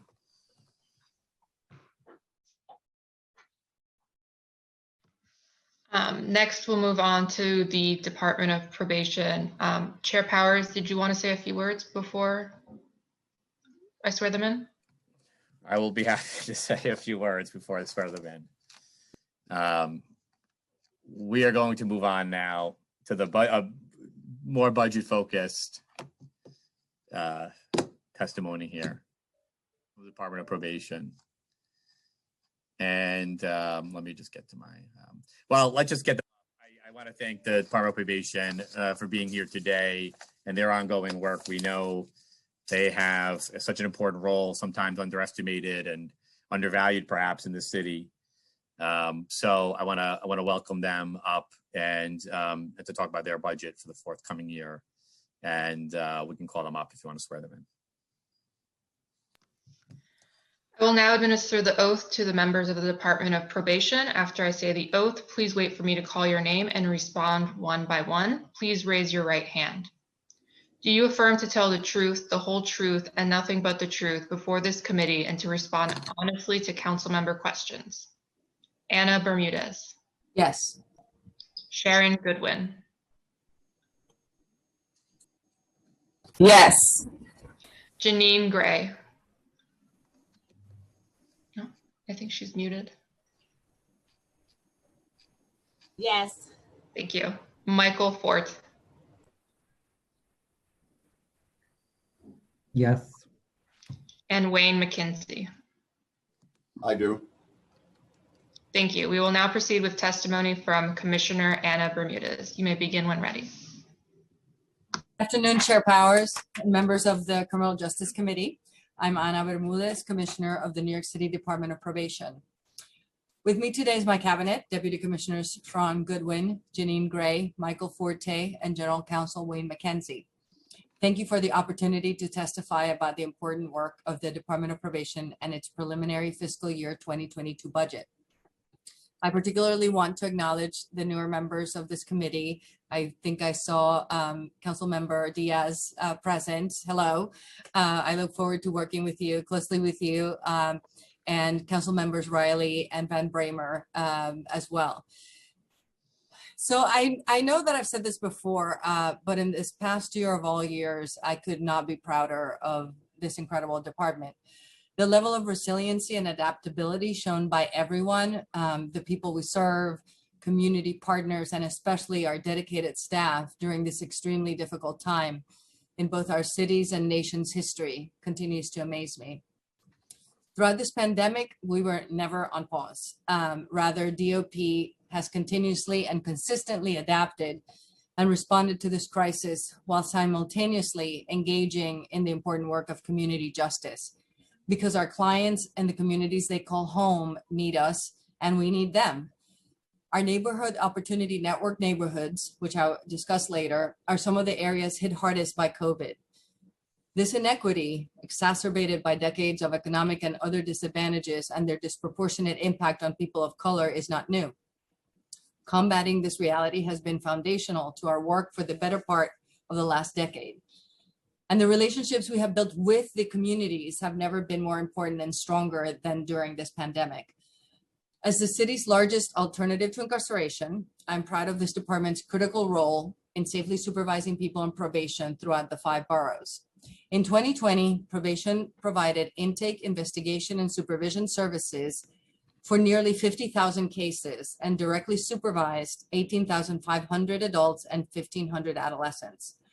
That is about 4 times the average New York City jail daily census, and for a significantly lower cost than incarceration. For fiscal year 2022, the Department of Probation has a preliminary budget of $119.3 million as compared to our fiscal year 2021 adopted budget of $123.7 million. When compared to our current budget of $125.3 million, the fiscal year 22 preliminary budget is $6.1 million or 5.2% less, which is primarily attributable to intercity funding historically added to our budget post-adoption. Of the $119.3 million allocated to our preliminary budget, 68% or $81.1 million is for personal services and 32% or $38.1 million is for other than personal services. 98.3 million are city tax levy funds, 14.6 million are state funds, and 6.3 million are intercity funds. State funding, which at one time reimbursed almost half of local probation costs, now provides only 11% of our operating costs. Now, never on pause means, for example, that last year, despite the pandemic, our intelligence unit, our intel unit alone conducted 3,413 field visits and 1,134 enforcement actions, which included gang-related investigations, DUI, field visit checks, failure to report home visits, bench warrant enforcement actions, responding to NYPD domestic incident reports, and transporting prisoners to and from other jurisdictions. These actions, done with PPE and utilizing proper safety protocols, resulted in the recovery of firearms, drugs, and other contraband, allowing us to balance risk management safely and effectively with risk reduction, which is the other big part of our job. Even during these trying times, nearly 90% of people successfully complete probation in New York City, of which 1 in 5 earn an early discharge. Therefore, I am confident that our evidence-based practices and one-size-fits-one interventions will continue to provide the best opportunities to the people we serve while adapting to the needs and crises of the present day. To that end, I want to brief you further on our COVID-19 response, our continued efforts to best serve our young people with age-appropriate interventions, and the crucial and continuing work of our nationally recognized Neighborhood Opportunity Network, better known as NEONs. No doubt you have already heard countless hours of testimony as to how government agencies have had to adapt during this crisis. The department tackled similar operational challenges, such as ensuring that all our staff were equipped with personal protective equipment, the technology to work remotely, and protocols for essential services. We also provided assistance to our officers facing increased secondary trauma exposure and work to decrease the stress and compassion fatigue that may impact their health and work through ongoing professionally facilitated support groups. For the people we serve, we met them where they were in terms of technology accessibility, internet access, and increased focus on the health and safety of themselves and their families. Additionally, we created new opportunities, including #Knockout COVID and Neon Summer. Young people who participate in DOP's Credible Messenger mentoring programs live in some of the communities most impacted by COVID-19. Despite the pandemic, these young people remained connected to their mentors and each other via remote group and individual communications and sessions. With Young Men's Initiative support, DOP activated youth from nearly a dozen different mentoring programs to create effective peer-to-peer messaging campaigns. And who better to reach young people than other young people? In the form of drawings, memes, and videos promoting the need for social distancing, the youth-driven Knockout COVID campaign was born. Youth received stipends for participation and, along with their mentors, played a critical leadership role in protecting our public health. DOP and YMI coordinated a social media thunderclap, which included multiple city agencies, community-based organizations, and other stakeholders. You can spot these young people's fantastic work at Link NYC kiosks across the city. In the wake of last year's initial uncertainty about SYEP, DOP began planning virtual paid summer programming, relying on its existing infrastructure and expertise, its close network of partner providers, and YMI support. Neon Summer provided young people with a range of engaging activities, from culturally competent, experienced providers, connections to crisis resources for them and their families, emotional support, skills building workshops and activities, and critically, stipends. Approximately 2,700 young people between the ages of 14 to 24 who were connected to DOP or residing in our Neon neighborhoods participated. Programming included a variety of both fun and skills building modules offered by existing and new DOP partners, such as the Made in New York Animation Project, Freeburst, Neon Arts, and Neon Photography. Civic engagement workshops were given, community benefit projects, and even yoga and mindfulness were offered as well. Included with your testimony actually is the Neon Summer magazine, which is a beautiful compilation of the powerful work that was created, written, and photographed by the participants. So it's really worth a read. The Made in New York Animation Project has been more than a component of Neon Summer, actually. We worked in partnership with the Mayor's Office of Media and Entertainment, to bring the animation project to youth citywide and year-round. Participants learn how to use professional animation software as they collaboratively create short films telling their own stories. Our therapists then were also in the mix, working with the participants, providing much needed trauma-informed care and support, which has been more critical than ever over this past year, which has been extremely challenging. At DOP, we know our young people have tremendous potential and therefore continue to deepen our work, building the skills they need to access the opportunities they want. As the one agency working at almost all system points along the juvenile justice continuum, our department experienced the greatest impact from Raise the Age. Since inception, probation has seen a 50% increase in the number of intakes and has served over 5,000 additional youth, providing justice-involved young people and their families with developmentally appropriate services while keeping them safely in their communities.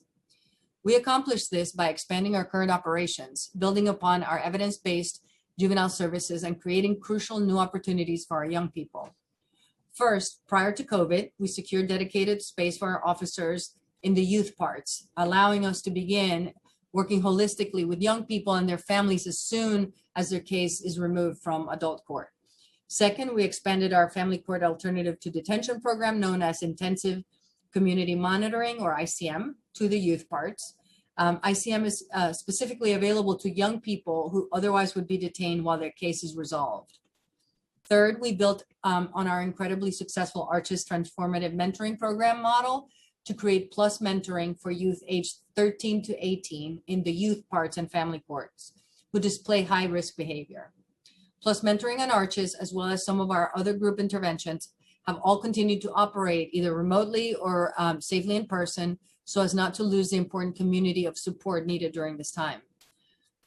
We're also relaunching our Anyone Can Excel, or our ACE model of supervision, which is a one size fits one also approach to address the unique needs and challenges facing young adults 16 to 24 under probation supervision in adult court.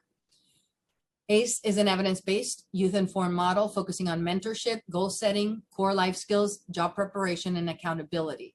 The model is grounded in what works to improve outcomes for adolescents and young adults, the science of adolescent brain development, the risk, need, and responsivity principle that we use, motivational interviewing, and both restorative and positive youth justice. Probation officers function as coaches as opposed to referees, and ACE teams create a sense of belonging and hope for a successful future outside the justice system. The model prioritizes the voices of young people and helps them build the skills to advocate for their own autonomy, self-efficacy, and a positive life of their own making. Most of all, ACE provides a strong community for all involved, as evidenced by the ACE youth calling to check in on the health and safety of their POs while, during the pandemic. Though always the case, but especially now, much of our most critical work occurs in communities. As you may know, our NEONs were created in, and most importantly with, the 7 communities that many of our people on probation call home: the South Bronx, Harlem, Jamaica, Bed-Stuy, Brownsville, East New York, and Northern Staten Island. Similar to the work now being done by the Task Force on Racial Inclusion and Equity in establishing tree neighborhoods, NEON neighborhoods coincide with the findings of the 7 neighborhood study conducted by incarcerated men at the Green Haven Correctional Facility back in 1979. That seminal piece of research revealed that a vast majority of men incarcerated in New York State prisons came from 7 neighborhoods in our city. The same challenges impacting these neighborhoods have sadly been exacerbated by the pandemic, as they are some of the city's most impacted communities during the COVID-19 crisis. Our NEONs strive to have the opposite impact, serving as engines of equity by working with residents and service providers to develop solutions from the ground up, invest valuable resources, and help to restore a sense of agency in the communities. And we're seeing the results pay off. Due to our longstanding commitment, engaging the people we serve, their families, and their communities, the residents of our NEON neighborhoods are successfully completing probation at a rate equivalent to residents of neighborhoods that do not have these structural challenges. Though there is still a lot more work to do, I am proud of this department's contribution toward ensuring that justice system outcomes are not solely defined by a person's zip code. Part of what makes the NEON model so powerful is how it grows and evolves to meet our community's needs. Our NEON Nutrition Kitchens, the brainchild of committed probation officers who are feeding hungry clients, have been a lifeline over the past year. As we saw the emerging need, we increased capacity, feeding almost 400,000 people last year. That is an unimaginable fourfold increase from 2019. And the need continues, as over the last 2 months, we have fed over 60,000 people already. Thankfully, we have had great partners in this work through donations from Target, Stop and Shop, Baldor, Boar's Head, and Driscoll Foods. And one of our most successful partnerships is thanks to your colleague, Councilmember Vanessa Gibson, and the New York Yankees. Councilmember Gibson arranged for the Yankees to donate to struggling local businesses and then paired those businesses with local community organizations providing aid. The South Bronx Neon was paired with Grocery 846, who provided our Bronx Nutrition Kitchen with over $5,000 worth of food that we distributed to the community. We also successfully partnered with the Test and Trace Corps and Health and Hospitals to provide pop-up COVID self-testing sites. For many of the people we serve, it is hard enough to find and keep a job, even during the best of times, let alone during a global pandemic that has gutted entire sectors of our community. Our latest initiative, Neon Works, was designed in response to what we saw as a gap in existing resources for residents of Neon neighborhoods. A truly one-size-fits-one initiative, Neon Works was designed in partnership with YMI, the Center for Youth Employment, and the Mayor's Office for Economic Opportunity to fill that gap. It offers an array of professional development workshops and supports, connections to education and career exploration opportunities, and is open to people on probation and other neighborhood residents, with a particular focus on young adults ages 16 to 24. Our 7 Neon Works CBO providers are closely connected to our Neon stakeholder groups, who have been advising them on community needs, interests, and potential avenues of recruiting participants. Neon Works has offered virtual workshops on multiple topics, such as financial literacy, conflict resolution, and identifying personal strengths and core values, to name a few. As we emerge from the wake of this pandemic, Neon Works is another way to ensure that the people we serve have both access and skills to be able to thrive, not just survive, in what will likely be an extremely challenging job market moving forward even. One sector in particular, arts and culture, which is a big part of what makes New York, New York, has been devastated by this crisis. 2/3 of the jobs in the city's arts and cultural sector are reportedly gone.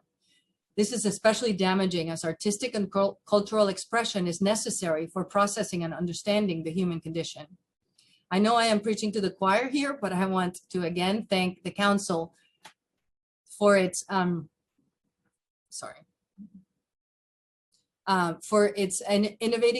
innovative criminal justice programs initiative and its support of Neon Arts, our partnership with Carnegie Hall that provides high quality arts and cultural programming through our stakeholder groups.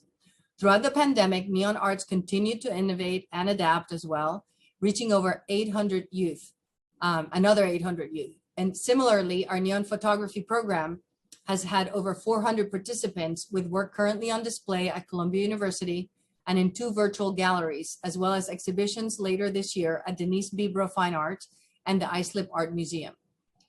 I want to thank you for the opportunity to testify today. And moreover, thank you, council members, for the incredible and continued support you have shown this department and the people we serve. Because at the end of the day, that is who this is all about, the people we serve. The people we serve who predominantly live in 7 New York City communities that have endured decades of concentrated disadvantages and disproportionate representation in the prison and justice system pipelines, and therefore the focus of much of our work and resources. The people we serve, the vast majority of whom are people of color, are brilliant, strong, creative, and resilient, as evidenced by the countless examples you have just heard. All of this work has laid a solid foundation for a more fair and just future, one that is already returning significant dividends on our collective investment, particularly in the area of equitable justice system outcomes.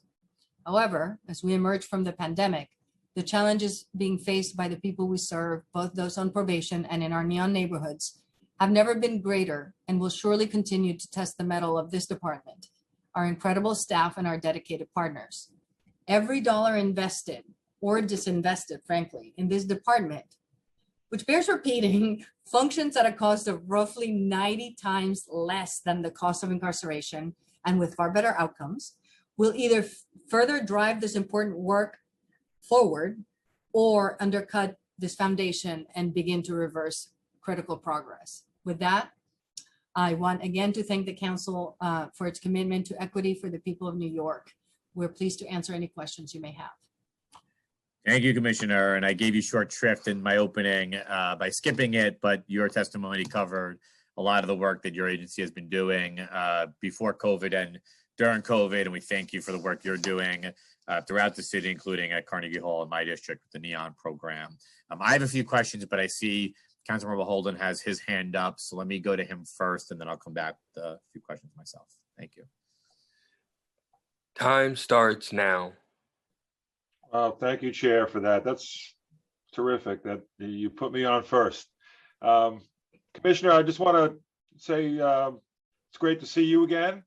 And I want to echo what you said about the NEON, the Neighborhood Opportunity Network, especially NEON Arts, which I said whatever the budget, we should double. I said that a couple of years ago. We should now triple because of the COVID, and it's such a great investment.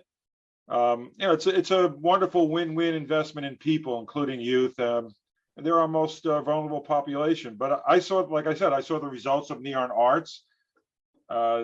They invest in the individual and they teach skills, but more importantly, it helps each participant feel that they have something to offer society, which in the photography program, by the way, add my office to the list of the galleries. Oh, that's right. Yes. I still have, I guess, about 50 photographs on the wall framed that you were so gracious to supply us with. And each person that comes in is amazed that these are students who have just been looking at photography for a short time, and many of them look professional. So I just want to say that's still up. It's still a big part of my office and a very popular part of it. But I just want to ask a question about the investment in the NEON. And I'm not just talking about the arts, there's sports and there's kitchen and so forth, but what can we expect? I mean, how has the COVID impacted that program? And my second question is, does the participation in the NEON program lead to internships in the industries? So in terms of the programming in the out of the NEONs, we've been able to pivot and really be able to offer almost everything virtually. That's where NEON Summer was also was out of our NEONs. NEON Works now is such. Arches also switched to all our anti-violence programs switched to virtual. And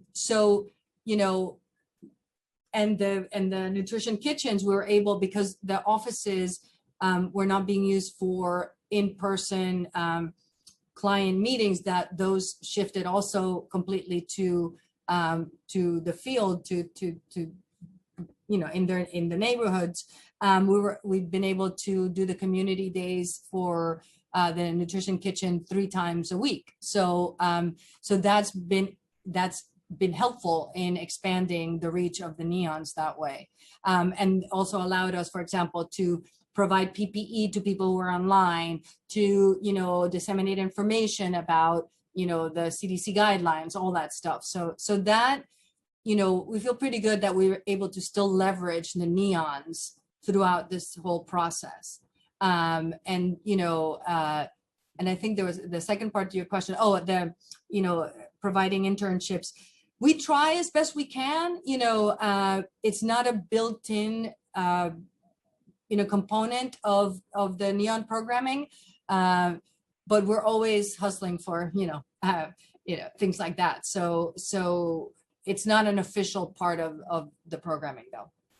It might be, because I think that would offer Yeah. you know, some of the industry, for instance, in my district, I have some two actually very large film studios, which, you know, would love to probably get some interns in the film area, even some of the students in photography, who I thought were very professional, and they just needed a chance. And then these businesses, and they're exploding, and they have a lot of money, could invest in our youth, could invest in the obviously the individuals that are at risk, but they could give them a wonderful new outlook on life where they have a career, they're needed. So I'd be willing to help out with the internship program. Some maybe we could have a meeting with some of the studios and see if they would like to invest in obviously the NEON program, because I get a lot of when I have a lot of meetings with the industry, they say we're expanding at a tremendous pace, and New York is obviously becoming a center for entertainment. It has been for years, but it's becoming even larger. So I think that's an area that we can get some growth, and I'd be happy to set up meetings with the individuals from these businesses. So let's talk about that. Yeah, and actually, I failed to mention that the Made in New York program does have some built-in internships within the program, and then they do that's more also tries to connect young people with the animation field. Great, thank you, Commissioner. You know, for your leadership. Thank you so much for all that you do. And again, I will support the NEON arts definitely, and some additional NEON programs. Appreciate it. Thank you, Chair. Thank you. I just want to follow up with a few questions as well. Couple of things, just budget related. One is, were there any new needs from the department that were requested but not included in the preliminary plan, or any needs that have been delayed due to COVID? No, we're in the process of, still working out some pieces of some of our needs, but I think we're in good shape in that regard. And you have a budget of, I believe it's $119 million. Do you feel like you're adequately funded right now to carry out the duties that you're charged with here in the city? At the moment, I think we're on that precipice of like, yes, but any more cuts is going to hurt us, So that's where we are right now. Okay. I want to just ask you about an initiative that the council had passed in 2020, is legislation I had sponsored to establish a local release commission that is allowed under state law. We authorized it here locally, both due to COVID and non-COVID reasons. Can you give us an update? That was passed in June 2020. It's now March. Can you tell us where you are in setting that up, what the appointment, and where you are in the appointment process for people to serve on that commission? So there's been progress in that, and the vetting process for commission members is in full swing. So I'm hopeful that we will be, constituting the full commission soon. Do you have a timeline? I wish I did. I actually don't. But we'll be working together, I'm sure, throughout this. Okay. Do you see any barriers to making that operational? No, I think we have the right plan for it. Okay. One of the things we have talked about a little bit in the council, but has certainly become a citywide issue in the last year or so, is a nationwide, as well as the rise of gun violence in the city. Can you talk to us the role that DOP plays with other agencies to address gun violence? Well, we definitely, we've been heavily involved, with all the ceasefire, efforts throughout the years. And there are a couple of new initiatives that are being formed where we are also a big component of that.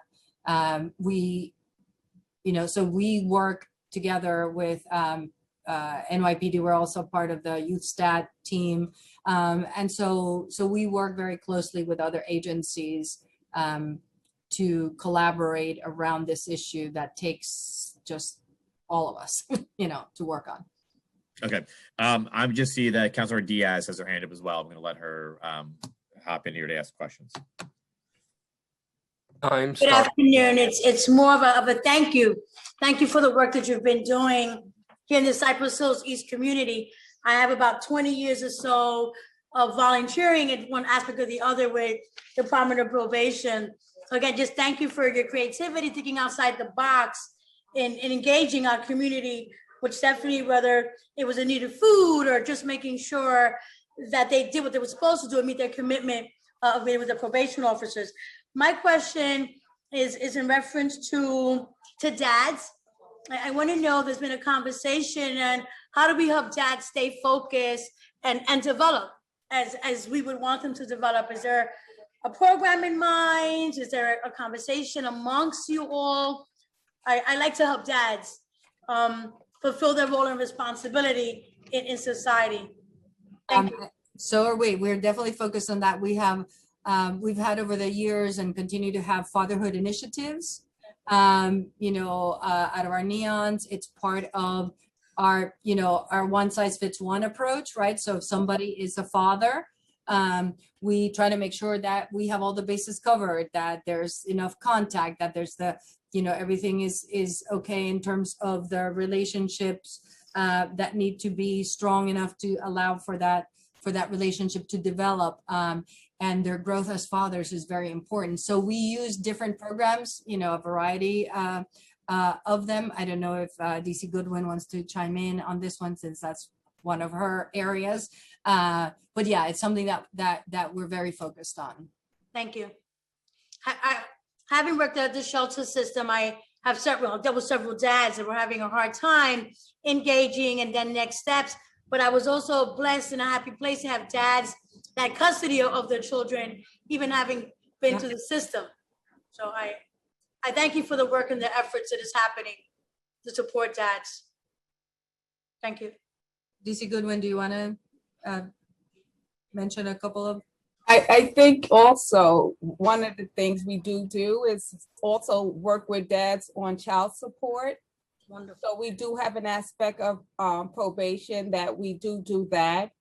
And also in terms of what's to come, we're also looking into sustainability, economic sustainability, and we're looking into programming around that. So we're in the midst of generation and making sure that when they get off probation, they can move past and have what they need.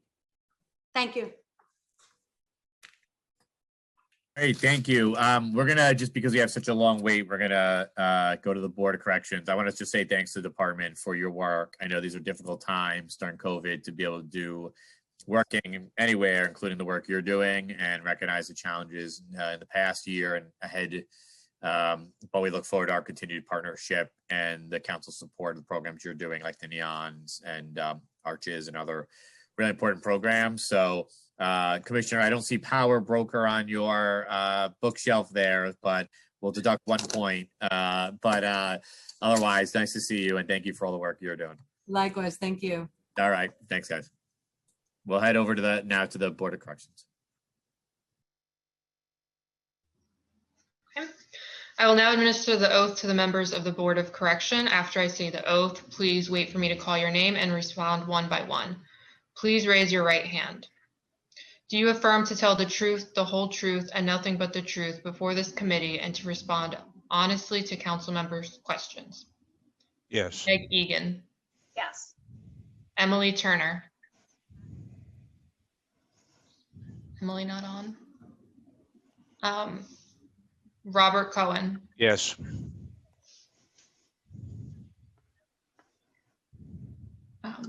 Is Emily Turner on? Emily, they want you on. She should be here.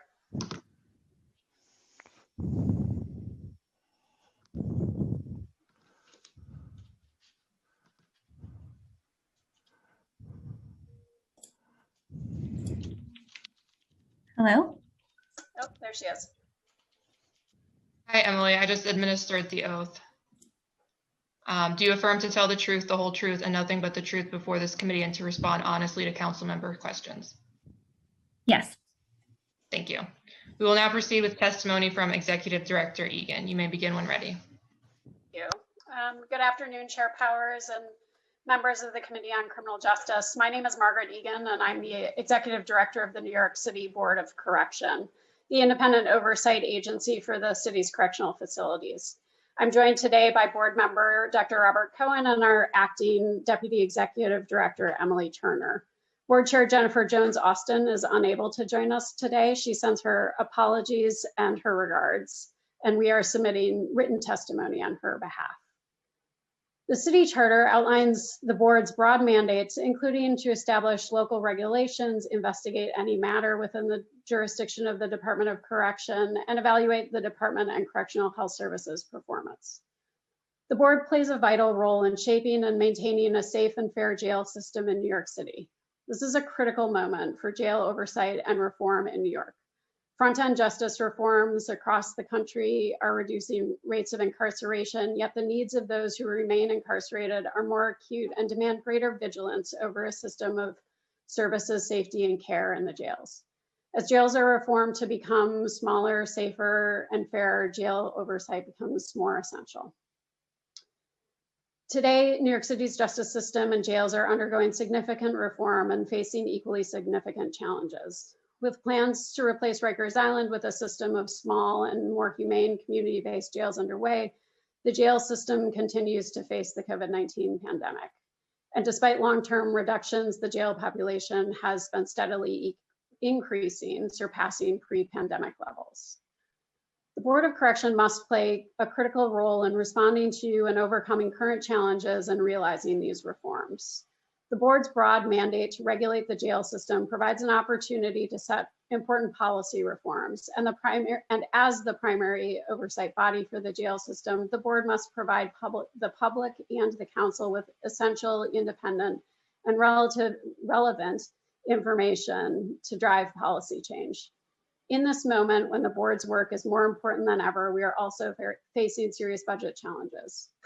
The fiscal year 2022 January financial plan sets the board's budget at approximately 2.4 million, which is a decrease from 3.2 million prior to the COVID-19 pandemic. This plan also reduces our total headcount from 34 to 26, total funded headcount from 34 to 26, which represents a nearly 24% cut in our funded headcount since the 2020 fiscal year. For an agency as small as the board, this will present serious challenges in meeting our charter and legislative mandates. We understand that the city is facing a deep and very real fiscal crisis, and many agencies are facing similar challenges. And we're encouraged by recent conversations with the Office of Management and Budget, including a commitment to fund staff to conduct death investigations. And we're working closely with OMB to restore funding for those additional positions. As it stands, the board's budget represents just 0.02% of the budgets of the Department of Correction and Correctional Health Services. Fully restoring our funding and headcount to 34 positions, which amounts to just $830,000, would bring us to 0.22% of DOC and CHS's combined funding and will allow us to more effectively meet our mandates. The pandemic and our budget have forced us to fundamentally change the way we conduct our work. We have restructured and reset priorities to focus on the most critical areas. Everyone at this board has met this moment with professionalism, flexibility, and grace, and I'm deeply grateful for and proud of every single person at this agency and the work they've done. On March 9th, the board voted to propose a rule governing the department's use of restrictive housing. This rule represents a significant step forward in rethinking how the department manages discipline and violence. Chief among these reforms is the ending of punitive segregation or solitary confinement. This rule will also end the use of restraint desks and other non-individualized forms of restraint. Punitive segregation has proven over and over to be an inhumane practice resulting in debilitating trauma that endures, often for the remainder of a person's lifetime. It has also been shown to not be an effective tool for reducing violence in correctional facilities. The board's proposed rule ends solitary confinement and replaces it with a more humane disciplinary model that focuses on safety for both staff and detained persons, mental health, effective and robust programming and education, and investment in training and the well-being of employees. The rule also eliminates the use of intake areas for de-escalation confinement, regulates the use of emergency lock-ins, and sets robust reporting requirements to allow the board and the public to monitor the department's fidelity to this rule. The board's oversight and public reporting will be essential to ensure transparency and compliance. Our ability to independently assess and publicly report on the department's fidelity to the rule will be essential to providing transparency for the people in the model, both people in custody and staff. Like all others, the board was forced to quickly adapt to the new normal in response to the COVID-19 health crisis. Since the pandemic hit New York a year ago, the board has redirected its oversight. We reset our priorities to monitor both the department and CHS's evolving response and facility compliance with agency plans, as well as DOC and CHS's general operations and compliance with DOC minimum standards. From the beginning, our work has sought to independently and publicly document the scope of the public health crisis in the jails and the criminal justice system's response to understand successes and challenges and ultimately ensure that lessons can be learned quickly. We applaud the work of the department and CHS to mitigate the spread of the virus. The board quickly began producing daily public reports outlining DOC and CHS's response to the pandemic and continue to do so. These now weekly updates available on our website include data on the number of people in custody with active infections and those who have ever been infected, DOC staff who have been confirmed, CHS staff who have been confirmed, and the number of people who have passed away in custody. We also include a full analysis of the jail population to show custody status as well as certain demographic information. In the fall, as the jail population started to increase, we began producing a housing area density analysis in order to understand the ability of people to maintain social distancing in the housing areas. We believe that these updates are critical to provide the public, the court system, advocates, policymakers, and families with critical information on what is happening in the jails. In addition to these data reports, the board has developed a new crisis responsive jail monitoring approach. Given our very small staff, our approach has largely focused on leveraging the board's access to data systems, surveillance cameras, grievance systems. Sorry, hang on one second, I just lost my connection.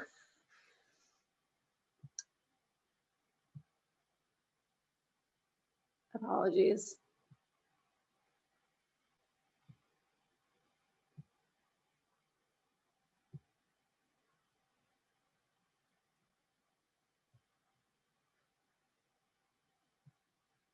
This is the joy of remote work. The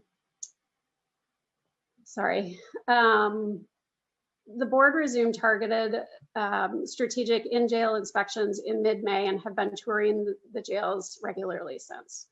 Leveraging these tools, the board has released several reports on our observations of social distancing, use of PPE among staff, use of masks among people in custody, phone access and cleaning and rounding practices.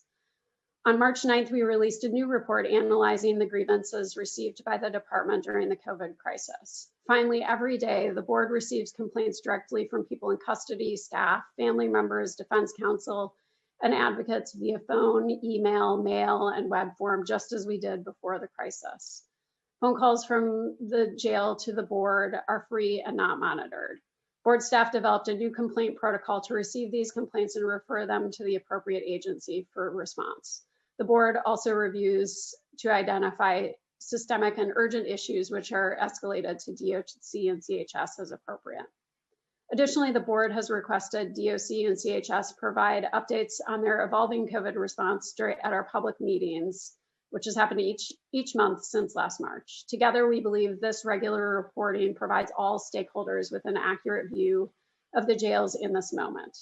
The board's oversight work has been and will continue to be critically important to assess this crisis response. We have and will continue to provide necessary information to the public, outlining essential data and independently confirming what is actually happening in the jails, while ensuring in-person visits and other suspended mandated services are restored as soon as it is safe to do so. We will continue to advocate for as small a jail system as is safely possible, and we will continue to advocate for everyone in the jails to receive the vaccine as soon as is humanly possible. Turning now to the task force on issues faced by transgender, gender nonconforming, non-binary, and/or intersex people in custody. The board first convened the task force as mandated under local law 145 in October of 2019. Since then, the board has coordinated 20 members and 5 subcommittees and is now diligently working to finalize the task force's first annual report. We believe the work of this task force is critical to ensuring the department and CHS's policies, procedures, and ultimately the conditions in the jails meet the needs of the transgender community. We've requested funding for a position to support this work. Council recommended the city fund this position, and we are working with OMB to ensure appropriate funding is secured. Now turning to death investigations. Recently, the OMB has committed to immediately restore funding in order for the board to hire a person dedicated to conduct death investigations, as well as a second position to support that work. This critical funding will allow the board to review deaths in custody to identify systemic reforms to improve conditions and care and prevent future deaths. The board will also immediately move to conduct an independent audit of the mental observation units in the jails to review DOC and CHS policies, procedures, and outcomes. This audit will be conducted with additional financial support and will have the cooperation of both DOC and CHS. The audit will culminate in a public report outlining findings and making recommendations for reforms to improve care and reduce instances of self-harm and suicide. The elimination of these 8 positions and the lack of funding for positions to support new work limits our ability to do this critical work and meet our council mandates. The board has been unable to monitor and publicly report on the transition to the new borough-based jail system as required by the council. The board plays an essential role in monitoring the department's current work and the plans for the new jails to ensure the conditions on Rikers are not simply relocated to new jails. We've also lost several research positions, which has limited our ability to continue comprehensively monitoring the standards on the elimination of sexual abuse and sexual harassment, or PREA, the minimum standards required by PREA. The board has also been unable to assess DOC's compliance with reporting provisions, conduct annual audits of DOC closing memos on investigations of sexual abuse and harassment allegations, annualized sexual abuse and harassment allegations, or closely monitor the housing decisions for transgender individuals in custody. The research director of health and mental health position has also been eliminated, which impacts our ability to conduct an independent review and analysis of injuries and self-harm occurring in custody. We are also unable to produce the annual access to care report or monitor implementation of the board's prior recommendations for improving access to health and mental health care in the jail. The recent commitment to support an independent audit of the mental observation units is encouraging. However, our long-term oversight and reporting will require restoration of this position. Additionally, our research and policy associate positions were eliminated, which prevents the board from producing public reports on lockdowns, slashings, jail violence, and people who spend extended time in punitive segregation. Finally, we have also been unable to make the appropriate investments in our IT infrastructure necessary to keep pace with DOC's IT changes and ensure BOC systems are supported in the long term. We're encouraged by our recent discussions with OMB to restore the board's funding and headcount. Moreover, in order to set the board on a course to fully meet this moment of opportunity, we have raised short-term private funds and are beginning a comprehensive strategic planning process. Over the next 4 months, the board will conduct a planning process to coalesce around a new vision for jail oversight, strengthen the organization and its practices to more effectively and efficiently conduct our work, and continue to position ourselves as a model for jurisdictions across the country that are seeking a more humane, accountable, and safe use of jail. The Board of Correction is essential to the success of the reforms that the City Council and the administration seeks to realize. Without the appropriate funding, the board will struggle to meet these shared goals, our charter mandate, or our legislative mandates. It is essential that the funding for critical positions be restored so we are able to meet both our mandate and our promise. Thank you, and I'm happy to take your questions. Thank you. Thank you for that testimony and a few questions. We're here. I'm glad to hear about the OMB's commitment to fund staff to conduct death investigations. Can you just walk us through right now what your role is in that, if any, and what resources do you think you need to conduct them? Obviously, we'll go into more detail, but there have been 2 deaths in recent weeks, and want to know if you're involved in any of those investigations right now, and what resources do you think you need moving forward? Yeah, so we have the authority to investigate all deaths in custody, and there is essentially a subcommittee of the board, the Prison Death Review Board, that's chaired by Jackie Sherman, and so we conduct investigations.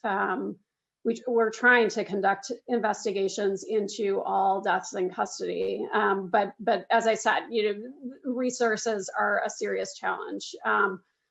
A death investigator will certainly help, and support staff will help. But our goal is to do a thorough review of all of these cases to identify the systemic issues and reforms that need to take place to prevent any future deaths.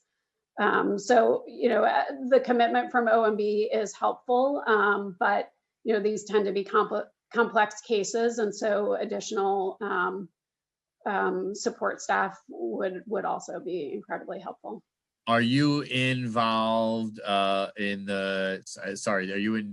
involved in investigations of the recent deaths? Yeah, so yes. So while, we have jurisdiction over the deaths that occur in custody. One of the cases, the person, my understanding is the person was released just before he passed away. So we still have jurisdiction over, what happened in the jails, but it wouldn't be necessarily a formal death investigation. Okay. And one of the deaths was an apparent suicide. Are you aware of whether the individual in question was receiving any mental health services? We're doing we do a preliminary investigation for the board quickly after each death. And so we're still gathering that information. But as I said, we're going to turn to an audit of the mental observation units to understand both DOC and CHS's policies, procedures, practices, outcomes, to identify reforms. We are deeply concerned about incidents of self-harm and suicide in those units. And do you believe that the department is doing enough right now to prevent or address individuals that might be suicidal? I think that's what this audit will turn up. I mean, there is clearly an issue that needs to be addressed. But in terms of specifics, I don't have specifics at the moment. Okay. And does that mean that if you get the funding, we'll do a more of a broader audit than individual one-off cases to look at policy and protocol around deaths? Yes. Yeah. I see them working in concert. So the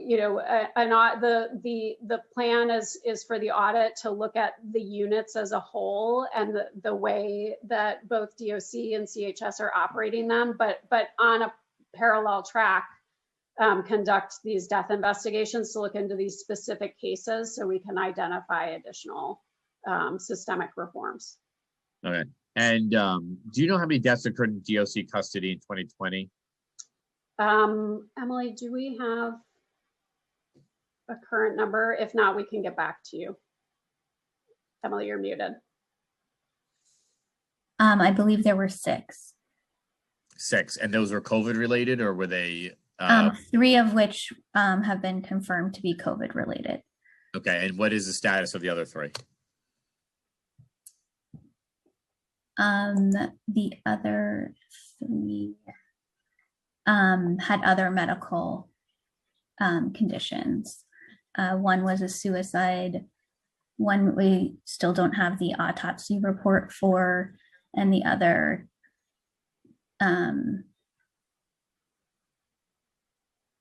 I'm sorry, there were three COVID related, one related to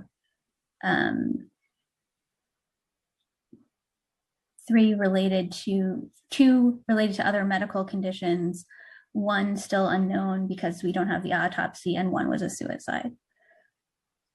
Okay. And the board is doing a review of all those, or they have, or they some still ongoing? We do preliminary review of every death, but not a comprehensive report and of every. Okay. We had raised this issue. I think this was even in the council's budget response a few years ago about, the board's budget relative to the department's budget. And particularly if you look at like the civilian complaint review board, I believe their budget's now set at 1% of NYPD's personnel budget. And we see the board as a critical stakeholder in holding the department accountable, also doing investigations in these instances we're talking about. Can you talk to us just about your budget reduction this year, understanding that we I think I and others feel like you're already underfunded relative to the DOC's budget. Can you tell us a bit about what services will be cut as a result of, or last year's budget reduction, what got cut, and now this year, what you believe, where the cuts are going to occur if there's a further budget reduction? Yeah, so the budget has been reduced from about 3.2 million this time last year to about 2.6, and our funded headcount has gone from 34 to 26, and a lot of that have been open positions that we haven't been able to fill. So I talked about the director of medical and mental health research. I talked about the director, the PRIA research director. We lost one of our in-jail monitors. So all of that together means that we end up being a very small team that can focus on only a few priorities. So over the course of the last year, we've had to shift everything to focus certainly on COVID, and also the development of this rule. And so I would say the vast majority of our work has been focused in those two areas.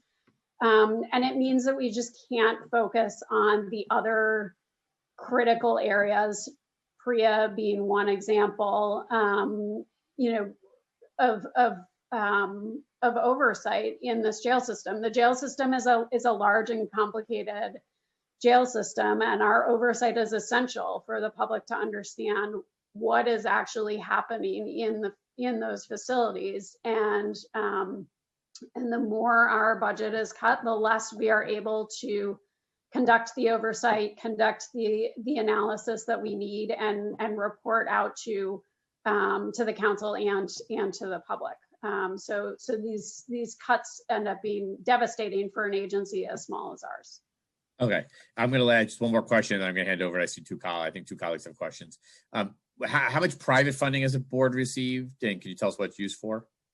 Yeah, so we've received about $150,000 specifically to fund our strategic planning work.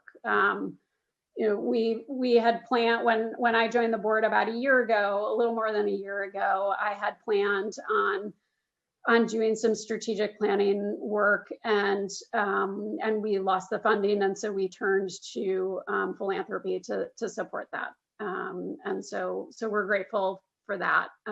But it's I don't think the way that the board as a city agency should be funded. Okay, thank you. I'm going to go to, I think we have Councilor Holden and Councilor Rosenthal, I believe, in that order. So we'll let them ask questions. Time starts now. Thank you, Chair. Just quickly, there's I don't know if you heard some of my questions to the Department of Corrections about the almost 1,000 correction officers resigning, not retiring, resigning um, in the past 2 years. Have you weighed in on that, or, as a reason, looked into why so many are resigning, or even like you can weigh in on has the board weighed in on the triple shifts that was mentioned today and has been mentioned for a while? So we're deeply concerned about the triple shifts. It's inhumane for the staff. And people should be able to receive their meal breaks and not be forced to work into a triple tour. We understand that there are staffing issues across the city, but we think there is a way to manage so that people are not working into triple tours. It's dangerous. We have not had the capacity to look into these staffing issues, but we remain incredibly concerned. Going back to the triple shift, has there been any studies of the effectiveness of an officer who's working triple shifts?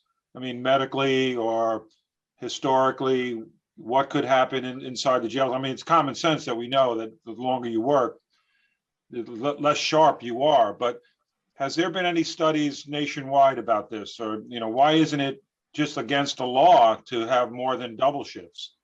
Why don't we have legislation already in place about that?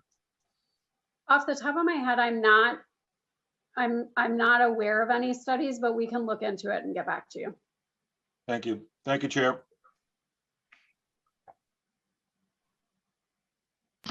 Next, we'll go to Councilmember Rosenthal. Time starts now. Thank you. Councilmember, you went back on mute. Wait, you're back on mute again. I keep hitting unmute. Oh, there we go. There you go. Okay, You're good. let's take that one. Thank you so much. I don't quite know how to ask the question because it just sounds like you're so completely underfunded. It's hard to even know where to start. But could you, is a way to quantify it that, that you're underfunded to do your mandated work by a certain number of people? So for example, on the TGNC Task Advisory Council, I'm pretty sure that written into the law was 1 FTE, unless I'm wrong. And so how much stuff like that do you think is going on? How many people are you short? Yeah, so I don't believe, although I will double check that the funding for the position to support the task force was actually written into the bill, but I know that the City Council has expressed support for funding that position. Emily, certainly correct me if I'm wrong. And we're working with OMB to receive that funding. Another example is the council's mandate to monitor the transition to the borough-based jails. We haven't been funded we haven't received a position to support that work.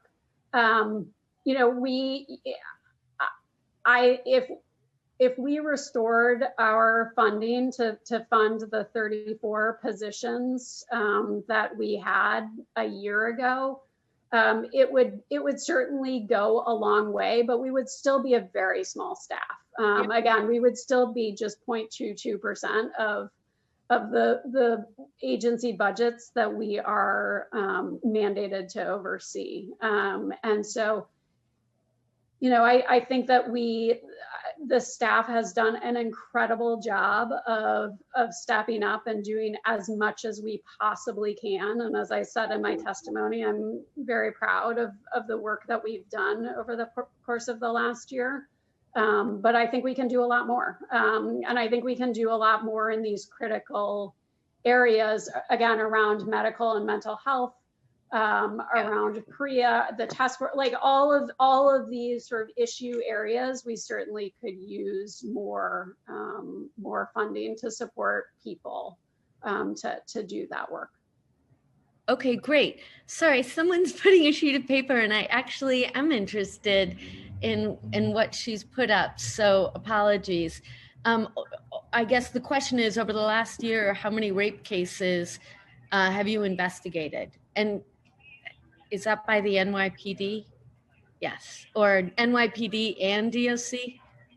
So let's assume it's NYPD and DOC. So Emily, I will ask for you to jump in here. So DOC actually conducts the investigations, and then we oversee that process. I don't have a number off the top of my head. Emily, do we have something? I don't have the total number of allegations in front of me, but we as the board do not conduct those investigations. What we had been doing when we did have a PREA director was we were able to conduct audits of the closing memos of DOC. Yeah, I remember. And we're able to look at the quality of the DOC investigations, make recommendations, and more consistently review what was happening in those investigations. We were also able to independently review the data that's reported that was required under our 540 reports under PREA standards about allegations of sexual abuse and sexual harassment in custody. And that is something that we have not been able to update. And we've not been able to continue that work because we have lost staff. And, you know, we continue to track what they are reporting to us, but we have not been able to dig into it in the same way that we had been previously. Yeah, that's like remarkable, because I remember going down this wormhole with DOC when we had a PREA hearing, and just sort of the numbers were outrageous for the number of cases investigated. It was tiny, and the number, how long it took, which was ridiculously long. And the fact that in the one case they actually did investigate and find that it was true, that they allowed that DOC officer to resign. So it's frustrating to me to hear what you're saying.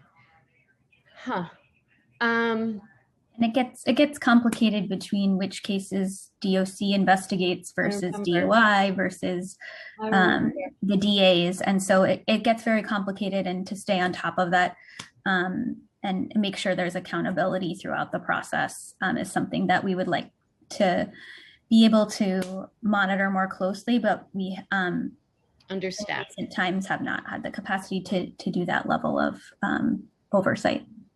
One last question, Chair Powers, if that's okay with you.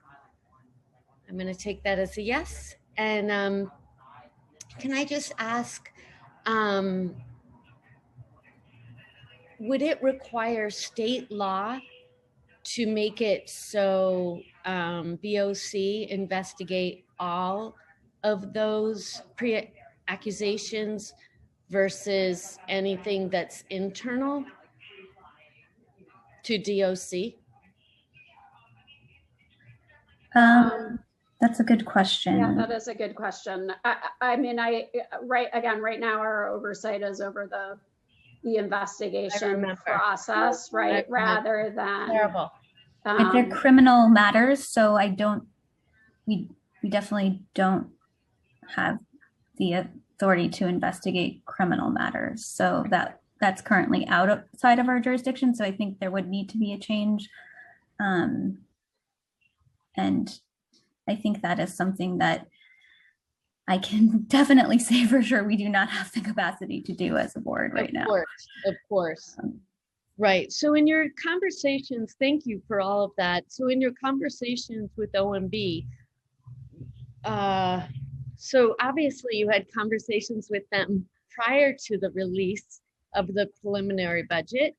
And so we see what they thought of your request, which was not to fund anything in additional. So what's changed?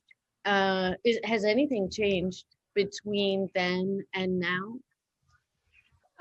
Yeah, I mean, I think, we have continued to talk to them and to raise the very concerns that I am raising to all of you now. I think that I'm sure the federal stimulus bill has changed the conversation somewhat. We continue to press the case that our oversight responsibility and mandate is essential to achieving the goals that we have all set out. And so I think that is part of what is changing the conversation as well. Yeah, I think that your idea about the stimulus is, the door opening a crack, and it would strike me that now's the time to jump on that, because I'm confident that now is when they're determining how to allocate it. So that's my 2 cents. And thank you for everything you do. I so admire your work. Thank you. And thank you, Jeff Powers. Thank you, council member. Just in respect of time, we'll take it from there and then our questions there. But thank you to the board. We definitely know how much work you have ahead of you, how important you guys are to this whole criminal justice system here in New York City, and certainly want to make sure that you are funded to be able to do the work that you are mandated to do here in the city. So thank you, and we will look forward to continue to work with you through the adoption of the budget to get you properly funded. Great, thank you very much. Great, thank you. Do you guys want to call up the next individual panel? Yes, we will now turn to testimony from members of the public. Please listen for your name, as I will be calling individuals one by one, and will also announce the person who is next. Once your name is called, please accept the prompt to unmute yourself, and the Sergeant at Arms will set the timer and announce that you may begin. Your testimony will be limited to 2 minutes.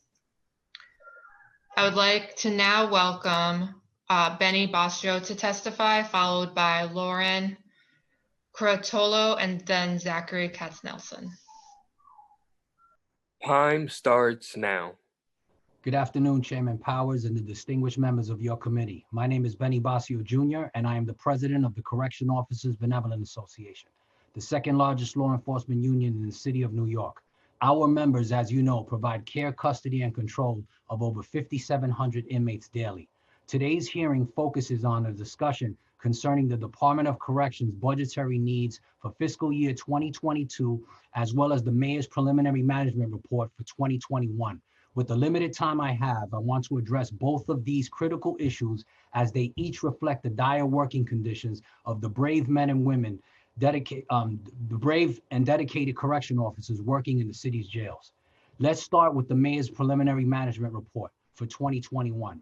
Which was posted very quietly to the city's website just recently. The report revealed that last year, there was a 23% increase in inmate assaults on correction officers and 123 inmate slashings and stabbings compared to the 106 inmate slashings and stabbings from the previous year.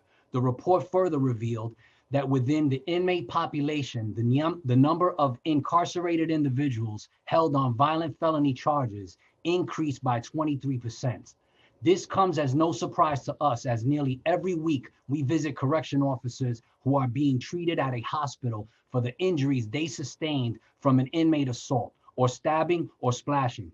This committee has heard our cries for help every time we come before you, and every time we testify before you, we highlight the horrible conditions our officers are subjected to, yet our concerns continue to fall on deaf ears. You want us to perform our dangerous jobs with perfection, yet you refuse to give us the necessary support and the resources we need to do it.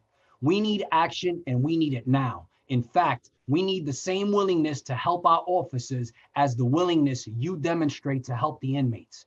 Despite the soaring levels of jail violence, most of you support the mayor's plan to end punitive segregation entirely, which he recently announced. Now is not the time to remove the one tool we have to maintain safety and security. My members deserve better.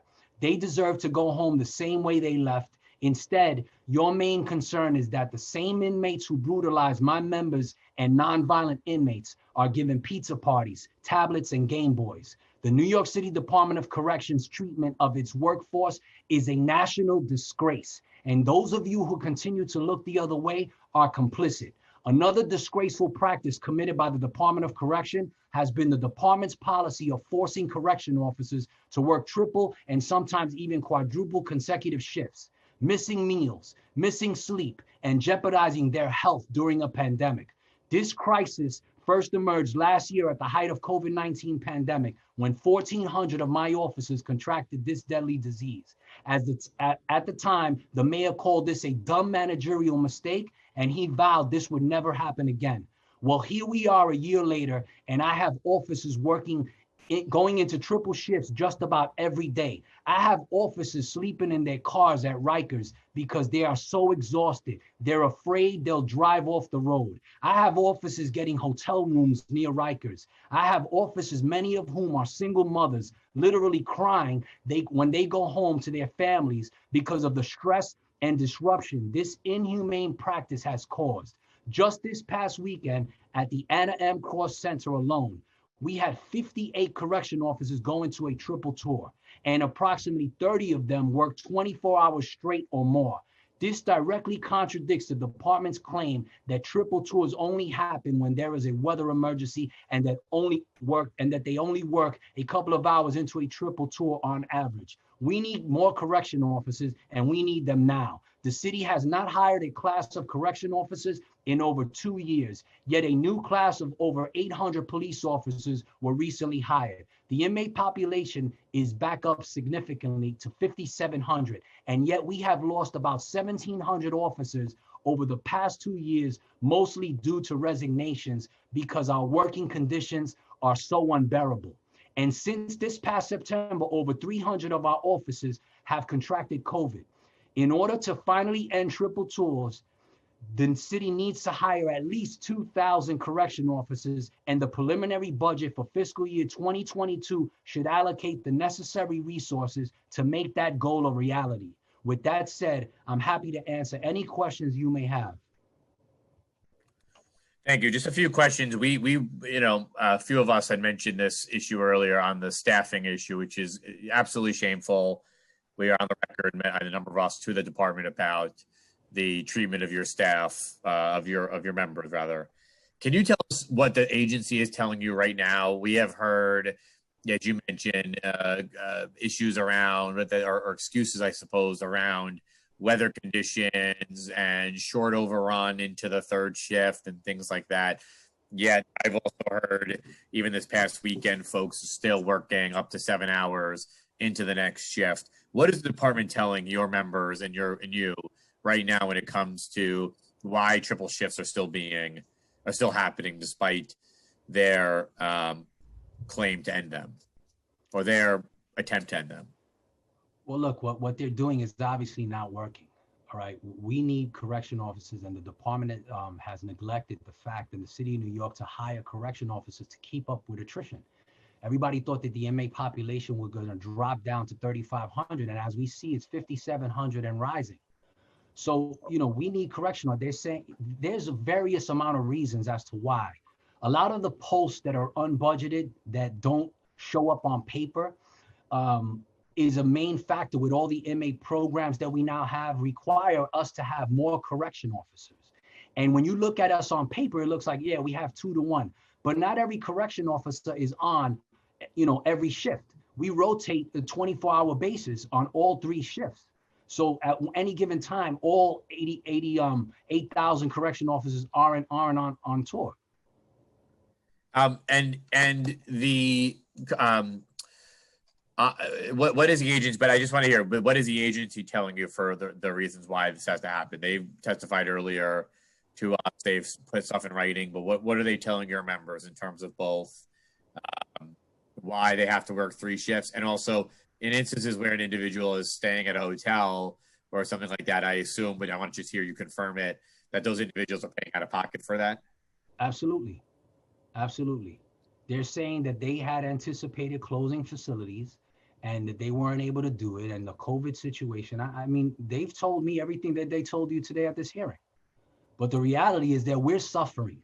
And we come to this council on numerous bases telling you guys what the problems are.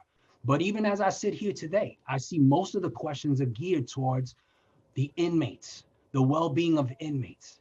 And I applaud Councilmember Adams and Holden and yourself to an extent on shedding light on what it is that we're dealing with. But the reality is that everybody's main focus is the inmates. And we are part of this equation. And we provide public safety to this city. We're essential workers, and you guys treat us as if we don't count for anything. And that's a tragedy. That's a disgrace how we're treated, and we can't get the help that we need from you, our elected officials. And guess what? We're your constituents also, and we will be heavy at the polls voting on those that help us, and we will remember those that are not helping us. And our members will know, and their family members will know as well, because we need your help. Okay, thank you for that. Can you just tell us about testing and vaccines right now? What is your access for your members to testing, and what is your access to that? You are eligible, of course, for vaccines, but what is the agency or what is the city doing? Or can you tell us about access to testing and vaccines in the middle of the pandemic, early in the pandemic? We had raised an issue to them, to the agency, myself and other members of this committee, around lack of access to testing. And what is the ability for your members right now to access on site at the facilities, or in general access to test, and also, I guess, of course, PPE as well? We have access to testing and getting the vaccine on Rikers every day. Our members do have access. I will give the mayor credit for that. We do have access to the vaccines on the island. On the island, okay. Do you know how many of your members have taken advantage of that? Maybe close to a prime. I'm giving approximate numbers, maybe 2,000. Okay, I've taken advantage of the vaccine at work site. Okay, let me just see if there's like a few members here if they have any questions. I know Councilor Rosenthal's here, but her function is not working. I just want to say, I mean, I don't want to make this into I don't think we need to get an argument here, but I do think some of the issues we are raising here today about access to privacy, to phone calls, to issues around folks being mistakenly released, things like that, and deaths in the jail, is not putting it's not an either or situation. I mean, there are issues that are raised that I think are very grave and serious issues. And I think alongside those include the safety of your members as well. And members have raised that as well in terms of the working conditions. I don't think advocating for the safety of individuals in custody puts your members at risk either, particularly in the conditions we're talking about today with its privacy to conversations on council. And so I want to add that in, because I think we do obviously care about making sure your members are safe when they go in, whether it's from COVID or from violence. And it's a responsibility to look at that issue amongst others as well. With that being said, I can go to council, see if there's any members who have questions right now. And we have no issue with that, Councilman Powers. We have no issue. We want everybody to be safe. And inmates are not being provided the services that they need because we're understaffed. And guess what happens? They take out their aggression on us because they're not getting what they're supposed to be getting in accordance with minimum standards. So yeah, that's part of this equation. And yes, we do care about inmates, contrary to what people think, that we're in jail abusing inmates. That is not happening. Okay, thank you. We'll go to council member questions. Okay, am I just starting? All right. Hi, thanks for coming here. I want to run something by you. that the DOC commissioner said, and I wonder what you think of this. When I asked about the Rose M. Singer Center being at only 20% capacity and asking if they could, change around where people are in order to, this was actually in reference to capital, not expense. But they seem to indicate there was no way that every building had to stay open. Do you have any thoughts about that? Well, Councilmember Rosenthal, we have different categories of inmates that can't commingle in some cases. So inmates do have to be spread out. The department isn't even abiding by CDC guidelines when it comes to social distancing due to COVID. So, when you talk about the amount of inmates on Rosie's, we need, we have the real estate to spread out the population, but you're more concerned about closing jails. So if the council's seriously interested in keeping us safe and the inmates safe, then we should have less inmates in each housing area and spread out the population and hire more correction officers. Sounds to me like they've already done it at Rosie's. That's what they seem to be saying. That they've spread out the population, yes. And females could only be in one facility. Okay,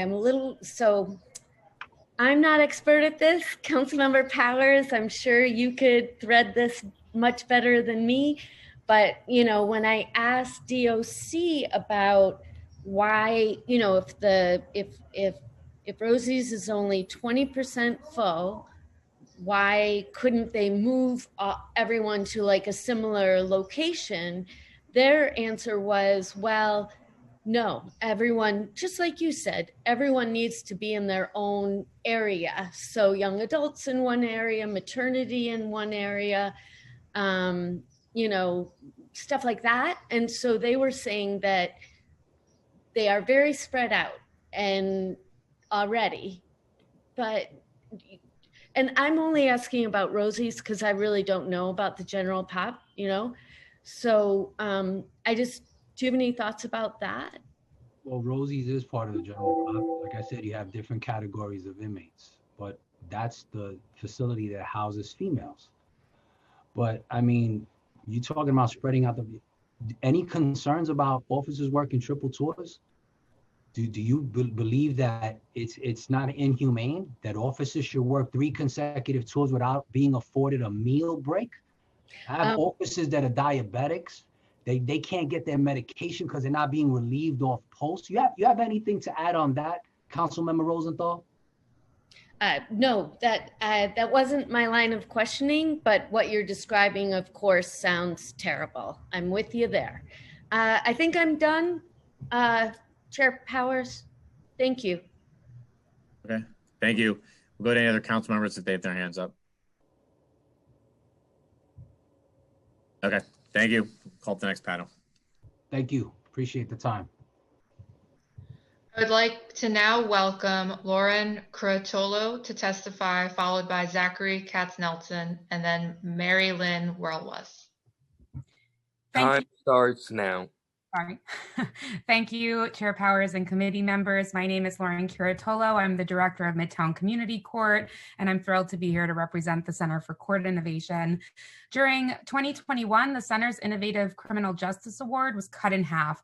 This, of course, was unfortunate because this funding permits us to respond to the immediate needs we see in our communities, pilot new ideas, and evaluate them. Based on our 2021 award amount, and because of the ways in which the pandemic exacerbated issues around housing, mental health, and domestic violence specifically, we focused our efforts to address those major concerns. One example of a pilot we're working on now in partnership with Midtown North Precinct and the NYPD's Behavioral Health Unit, as well as Fountain House, is called the Rapid Engagement Initiative. And this initiative offers individualized, voluntary, and rapid care, including mental health, harm reduction, and many other services to people arrested on cases that are desk appearance ticket eligible on the same day of a person's arrest. However, because of budgetary cuts, we had to make some hard choices also. And among them were reductions for support for anti-gun violence programming, child trauma support, support DWI screenings and assessments, among others. So we ask council to please support a return to the budget awarded to the center in fiscal year 20, or to increase that amount so that we may be able to continue to provide the necessary supports our communities so desperately need, especially now. And on a final note, I turn your attention to a pilot reentry project for which the center is seeking funding called the Family Healing Project, which uses restorative practices to offer sustained logistical and emotional support during the first year of a person's release from prison. This support would include those individuals' families. By strengthening that person's connections and supports, this initiative aims to decrease rates of homelessness and technical parole violations and offer meaningful support and healing to the entire family. We thank you so much for your support and your time. Thank you, Lauren. Thanks for all the work you're doing. We're big fans of your organization and your work, so we certainly want to see you get the funding you need to do your work. Obviously, tough fiscal situation, but hopefully a better situation this year. So thanks for all the work you're doing. Thank you, and nice seeing you. You too. Thanks. I would like to now welcome Zachary Katz-Nelson to testify, followed by Mary Lynn Warlwas, and then Gregory Williams. Time starts now. Good afternoon. I'm Zachary Katz-Nelson. I'm the Policy Director at the Lippman Commission. Thank you for the chance to testify. We all know we need better management and more accountability throughout the Department of Correction. Triple shifts are one piece of that. Aside from this mismanagement and the fact that 1,200 officers are calling in sick every day, a really worrying number which deserves further examination, just reiterates that we have to close Rikers. The physical layout there demands staffing assignments that proper jails would not. We need to move into the borough facilities as soon as absolutely possible. But before then, we have to change how the jails operate and how they're funded. Take, for instance, the emergency services unit, the riot squad of the jails. They've been singled out time and again by the Nunez monitor for exacerbating violence because they respond far too often with far too many officers. But the proposed budget from the mayor funds them at the same inflated multi-million-dollar level. We also believe that the civil service laws should be changed outside the budget to allow the DOC to hire wardens from outside the department. Having to hire solely from within has left us with far too thin a bench, and we're seeing the results of that. We also agree that the BOC's budget is far too small for the job we're asking of them. They're critical to efforts to remake this department as we move forward. Their budget, frankly, should be doubled or even tripled compared to what it is now. It's really a pittance relative to the DOC. And then more broadly, we have to invest in the things that keep people out of Rikers in the first place. Programs that have been proven to drive down the violence that we're seeing that have been exacerbated during COVID, keep people out of the system in the first place. Violence interruption, intervention, deep intervention with youth, community-based mental health care, supportive housing, things that are proven to work to drive down crime and violence far more cheaply, far more effectively than Rikers, which is itself proven to be criminogenic and begets more violence. So now is the time to really focus our efforts on those things, which COVID disrupted tremendously, leading to more violence. We can double down on those programs and really help our city overall. Thanks so much. Thank you. And, as we've discussed, the staffing issues are horrendous, and the violence issues are in desperate need of addressing. We would like to work, as much as we can with you guys to address those issues. And, if you have ID recommendations on those programs, that can help reduce the violence, we'll certainly, as we're doing as the board is doing the restrictive housing rules, certainly we'll work with you to on those ideas. So thank you for all the work you're doing. Wonderful. Thank you. I would like to now welcome Mary Lynn Warlwas to testify, followed by Gregory Williams and then Jennifer Parrish. Time starts now.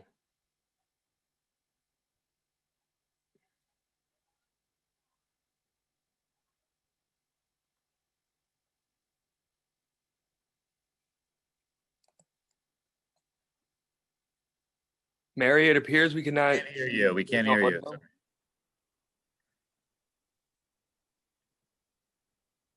We hear you talking, but it looks like you're unmuted, but I think we're having an issue maybe with your microphone. Why don't we move on and we'll come back and see if we can get you sorted out. But we do want to get back to you. Let's hop to the next one and then perhaps we can come back. Yes. Gregory Williams, followed by Jennifer Parrish, and then Darren Mack. Time starts now. I'm muted. Yes. Camera. Beautiful. All right. My name is Greg Williams. Good afternoon, Chair Powell, community members. Thank you for the opportunity to speak today. My name is Greg Williams, and I'm a member of Freedom Agenda and a fierce advocate for justice. Since 2019, I've been involved in the movement to close Rikers. And unfortunately, due to punitive parole system, I've ended up stuck there for 2 months this past fall. Before I continue on, I would just like to say that these type of hearings, the only thing we hear is underfunded and or we're okay as we are. But what I wish to share today is just the opposite. These hearings are about money, money, and more money. But it's wasted money. Our position is simple that it's overstaffed. We heard about how the officers are working triple shifts. That's because it's being handed to them for special treatment. They're overworked, that's true, but it's only a selective few. So if we were to look and examine at who's getting this overtime, we would see that it's a handful of people, because it's the issue at point is mismanagement. It's not we need more money. It's not there's not enough staff. That's absurd. I've personally experienced staff just sitting around doing absolutely nothing, or visiting their coworkers on their posts, hiding from actual work. I've seen officers sitting around playing dominoes and cards with other persons that are incarcerated. And when asked to give another officer a bathroom break or hold their post down so they can eat their meal or whatever the case is, they refuse and look at them like they're crazy. They actually get upset with the other officer for asking for assistance. I've also personally Time expired. Excuse me? I ask you to bear with me, please. Yeah, I've personally experienced how the officers are wasting time and energy. I've also heard how the officers are subjected to abuse and mistreatment, but nobody bothers to mention the abuse and mistreatment that the officers inflict on the persons that are incarcerated that just may lead to these problems. So I urge you to really examine the administrative perspective of what's going on. It is not always about give me more money or I'm fine with where I'm at. It's always about how things are conducted and handled. And I thank you very much for your time. And I wish this. Thank you. Thanks for the testimony. Thank you. Next, we'll see if Mary Lynn can join us. We can hear her. Can you hear me now? Yes. Hear you. Okay, thank you. Then the rebooting was the magic. Always is. Turn on, turn off. Thank you.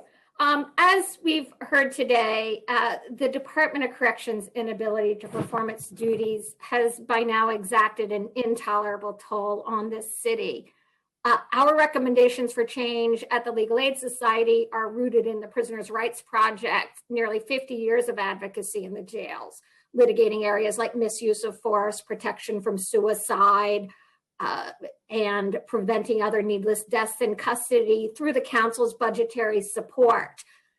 From this experience spanning the tenures of 23 commissioners, we conclude that the failures of this agency do not lie with a singular individual, although uniformed and civilian leaders do bear special responsibilities, but rather with a profound lack of accountability for misconduct and mismanagement across the entire department. This is an insular system, one that does not recognize its own failures and thus cannot reform itself. The debacle with the telephone calls is an example.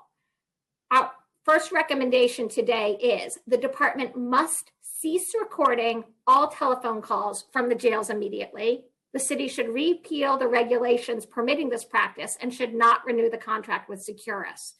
We reported these breaches at the Legal Aid Society to DOC in the spring and received assurances in the summer they were fixed, yet here we are.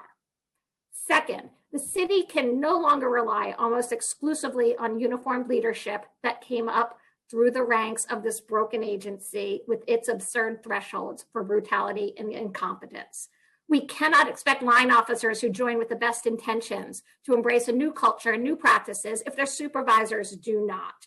We need to hire a new deep bench of wardens, deputy supervisors, whatever level of leadership it takes to bring a 21st century model to our jails.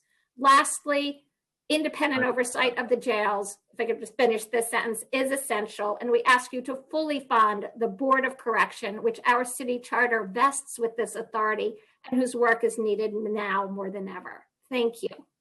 Thank you. I just had a few questions for you before I hand it over to the next panelist. Just on the phone calls issue, which I have to say was a fairly infuriating few hours here at the council. To find out in the middle of all this that groups like the Legal Aid Society have been raising this issue since the beginning of the pandemic. Can you share with us when the Legal Aid Society had first approached the department with this issue and what the response was? Absolutely. In a meeting with the Department of Correction on May 29th, 2020, the senior leadership from the Legal Aid Society and the Department of Correction, we raised this issue and made a very clear list of requests for auditing and for looking into this question. This was, as is now well known, it came to our attention through discovery in criminal cases. This was followed up on June 17th, 2020, by a letter from Legal Aid's General Counsel to June 17th, 2020, by letter from the General Counsel of the Legal Aid Society regarding our concerns over this repeated practice. And again, seeking answers as to how it happened, the scope of the breach, and assurances it wouldn't happen again. On September 10th, 2020, we received assurances from the department that the problem had been fixed and would not recur again. And yet here we are today. Our deepest concern, and what leads us to today, in addition to with all of the defenders seeking a full audit of what happened, is the reactive model to this problem of treating each of these requests as a sign, as a one-off, was I believe the word that was used, rather than taking it as a, where there's smoke, there may be fire, and investigating for the systemic problem that went wrong. That didn't happen when it should have in the spring, and this is where we are today. Yeah, and I was in receipt of a earlier correspondence, I think in May, that was from the legal. I think there was one other correspondence that went over in earlier May that maybe led to the meeting. And can you describe that correspondence? I'm not sure which I will say, I am not sure, I'm not privy to all of them or haven't of the correspondences that we had. This was from at the levels that I know were speaking, which is in May, that were speaking to the department about these problems. They had certainly been brought up, and we were extensively trying to navigate with the department throughout all of the spring to ensure that numbers were in fact on a do not record list. And secondly, that meant something. It is not just the question of were they on the list, but whether or not they were being recorded. Right. It has caused massive confusion among an extremely professional staff that talk to incarcerated people daily in trying to navigate what calls were being recorded, what did the warnings mean or not mean, and frankly, the answers were unsatisfactory. And one last question, since we have a long list here, but what happens with a case or a client where this has been illegally handed over to them, or maybe I'll say wrongfully handed over to them? and the district attorney has now access to phone calls and announcements that could have had private information in it or things affecting the case. What happens in that instance to the case or to the individual? Well, in an even broader number of individuals, even if that recorded phone call never was handed over to the district attorney, there has been a breach of attorney-client confidentiality. Our clients are, for good reason, concerned if any breaches of that privilege occur. The department recording it is a breach of that attorney-client privilege in and of itself, regardless of even if it got to the district attorney. But by getting to the district attorney and the effect on the criminal case and whether it so taints that criminal case is exactly what we're going to be needing to untangle here of just how many cases did this affect? And the answer seems to be an extraordinary number, perhaps an unprecedented number of criminal cases in the city that are affected by this, and that mean that individuals did not get their constitutional right to counsel. Right. It's somewhat outrageous. I wouldn't even say somewhat. It's outrageous. It's outrageous. Yeah. Thank you for that. I want to make sure we get to other folks as well, but we'll thank you for your work on this and bringing some of these to light. It is nothing short of outrageous, as I said, and somewhat baffling. So thank you for that, and we'll be in touch. Thanks so much. To the next panelist. I would like to now welcome Jennifer Parrish to testify, followed by Darren Mack, and then Brandon Holmes. Time starts now. Good afternoon. My name is Jennifer Parrish, and I'm the Director of Criminal Justice Advocacy at the Urban Justice Center Mental Health Project. We represent the Brad H class, which includes everyone who receives mental health treatment in the city jails. Now that's about 53% of the jail population. The Department of Correction is not capable of providing an atmosphere that addresses the need of people with mental health concerns. The jail environment is chaotic, abusive, and punitive. Time spent in these conditions is likely to re-traumatize those subjected to it. The city and this council must do everything possible to decarcerate and provide community support so that people with mental health needs are not subjected to these conditions. For as long as the Department of Correction continues to operate city jails, the Board of Correction is essential to provide some amount of transparency and oversight. The board cannot carry out this critical function without adequate funding. The board needs to have staff inside the jails to observe conditions, investigate incidents, and resolve complaints. In addition, the board must have funding needed to hire researchers and other staff to report publicly on what's happening within the jails. The board's monitoring and reporting are essential for the council and the public to have accurate information. Right now, as the city is on the brink of ending punitive segregation, we need a well-resourced Board of Correction. The board's issued a proposed rule that will end the longstanding practice of isolating individuals in solitary confinement. However, the alternatives units that the rule will create are potentially as restrictive as the ones the rule seeks to replace. During the public comment period, we will advocate for changes to improve the rule so that solitary confinement is actually ended and not just given a new name. But the successful implementation of these rules will require the board to have the means to regularly observe the operation of the alternative units and analyze and report data to determine whether the new regulations bring about the meaningful change intended. I urge the council to fund the Board of Corrections at the level needed to effectively carry out this vital work. Thank you. Thank you. Thanks so much for that. I would like to now welcome Darren Mack to testify, followed by Brandon Holmes, and then Jordan Rosenthal. Time starts now.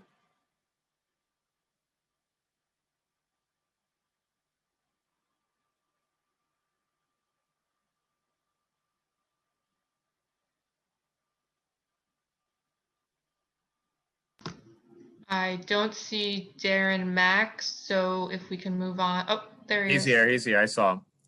He's in my top left, but I don't know where he's on yours. There he is. Yeah, thank you. Thank you so much. Good afternoon, Chair, Member Powers, and committee members. Thank you so much for this hearing public testimonies today. I'm testifying on behalf of Freedom Agenda and as a survivor of the last penal colony in the United States, Rikers Island. For years, we have been pushing and pulling for system transformation away from systems of punishment like DOC and towards systems of healing. DOC has the highest jail staffing ratio in the United States, more than 8 times higher than the national average. As of January 2021, DOC had 8,950 uniformed staff and approximately 5,200 people in their custody. Based on recommended jail staffing ratios, DOC currently employs over 5,000 excess officers at a cost of over $1 billion annually. This high ratio of staff to people in custody has not made the jails safer. In fact, it seems to make them less safe. According to findings by the Federal Nunes Monitor in their 9th report, jail staff's hyper-confrontational practices are driving violence on Rikers Island. DOC cannot manage their staff well. With a ratio of staff to people in custody that is higher than anywhere else in the world, there were recently reports of staff working triple shifts. This is unsafe for everyone involved, and it is explicable with so many excess staff. DOC staff and their union should be calling for the city to lay out a just transition into the economic future outside of this failed system of punishment that is scheduled to close, into city jobs with the same pay and benefits. The city must waste no more time in initiating a just transition by eliminating jobs that are both unnecessary and harmful. I'm calling that we deflate DOC's bloated budget and develop a plan for a just transition for staff. Thank you so much. And I'll submit my testimony. Good. Thank you. We'll take a look at it when it's submitted too. Thanks. I'd like to now welcome Brandon Holmes to testify, followed by Jordan Rosenthal and then Kendra Clark. Time starts now. Good afternoon, Chair Powers and committee members. During April 2020, in the early months of the pandemic, the average daily jail population was just over 3,800 individuals in custody.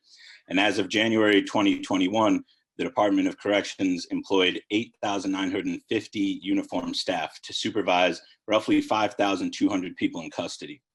At over 8 times the national average of staff to people in custody, New York City has the single largest jail staffing ratio in the entire United States.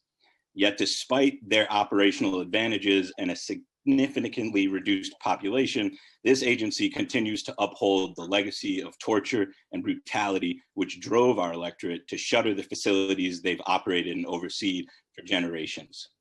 This year, we must all be reflecting on a massive failure to reduce law enforcement budgets in response to the historic movement for Black lives and peaceful protests that mobilized tens of thousands of New Yorkers.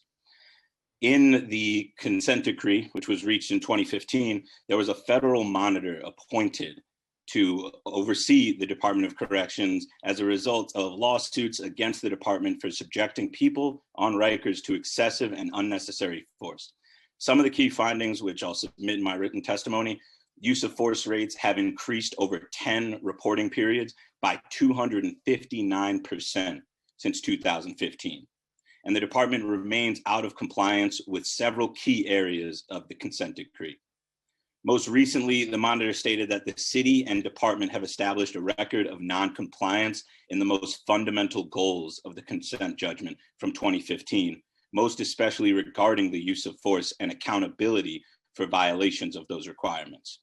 So it cannot be stressed enough, what many folks have said before, that DOC is just not managed well, that this high ratio of staff to people in custody has not made anybody safer.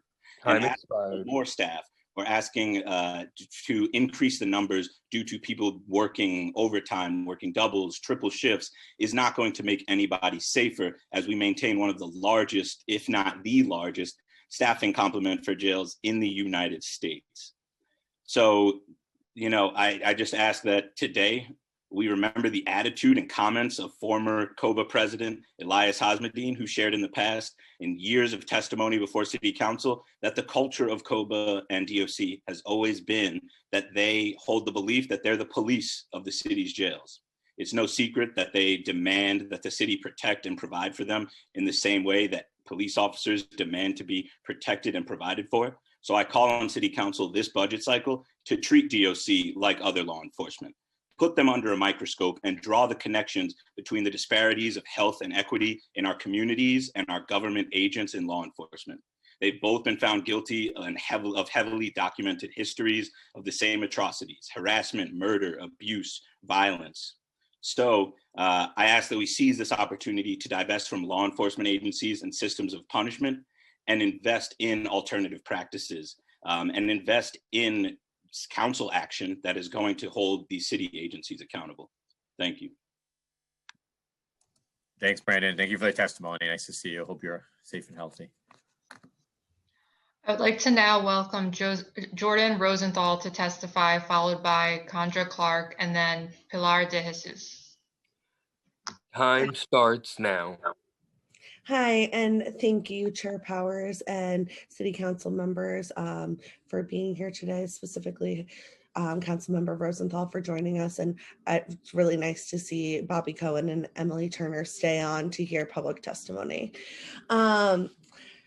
So I'm really here to talk and implore the City Council to find out more about that $107 million that's being dedicated specifically to the Rose M. Singer Center and state of repairs. Before, Councilmember Rosenthal was imploring kind of why the women were spread out all over the facility, and we were given kind of a lame duck answer from the DOC.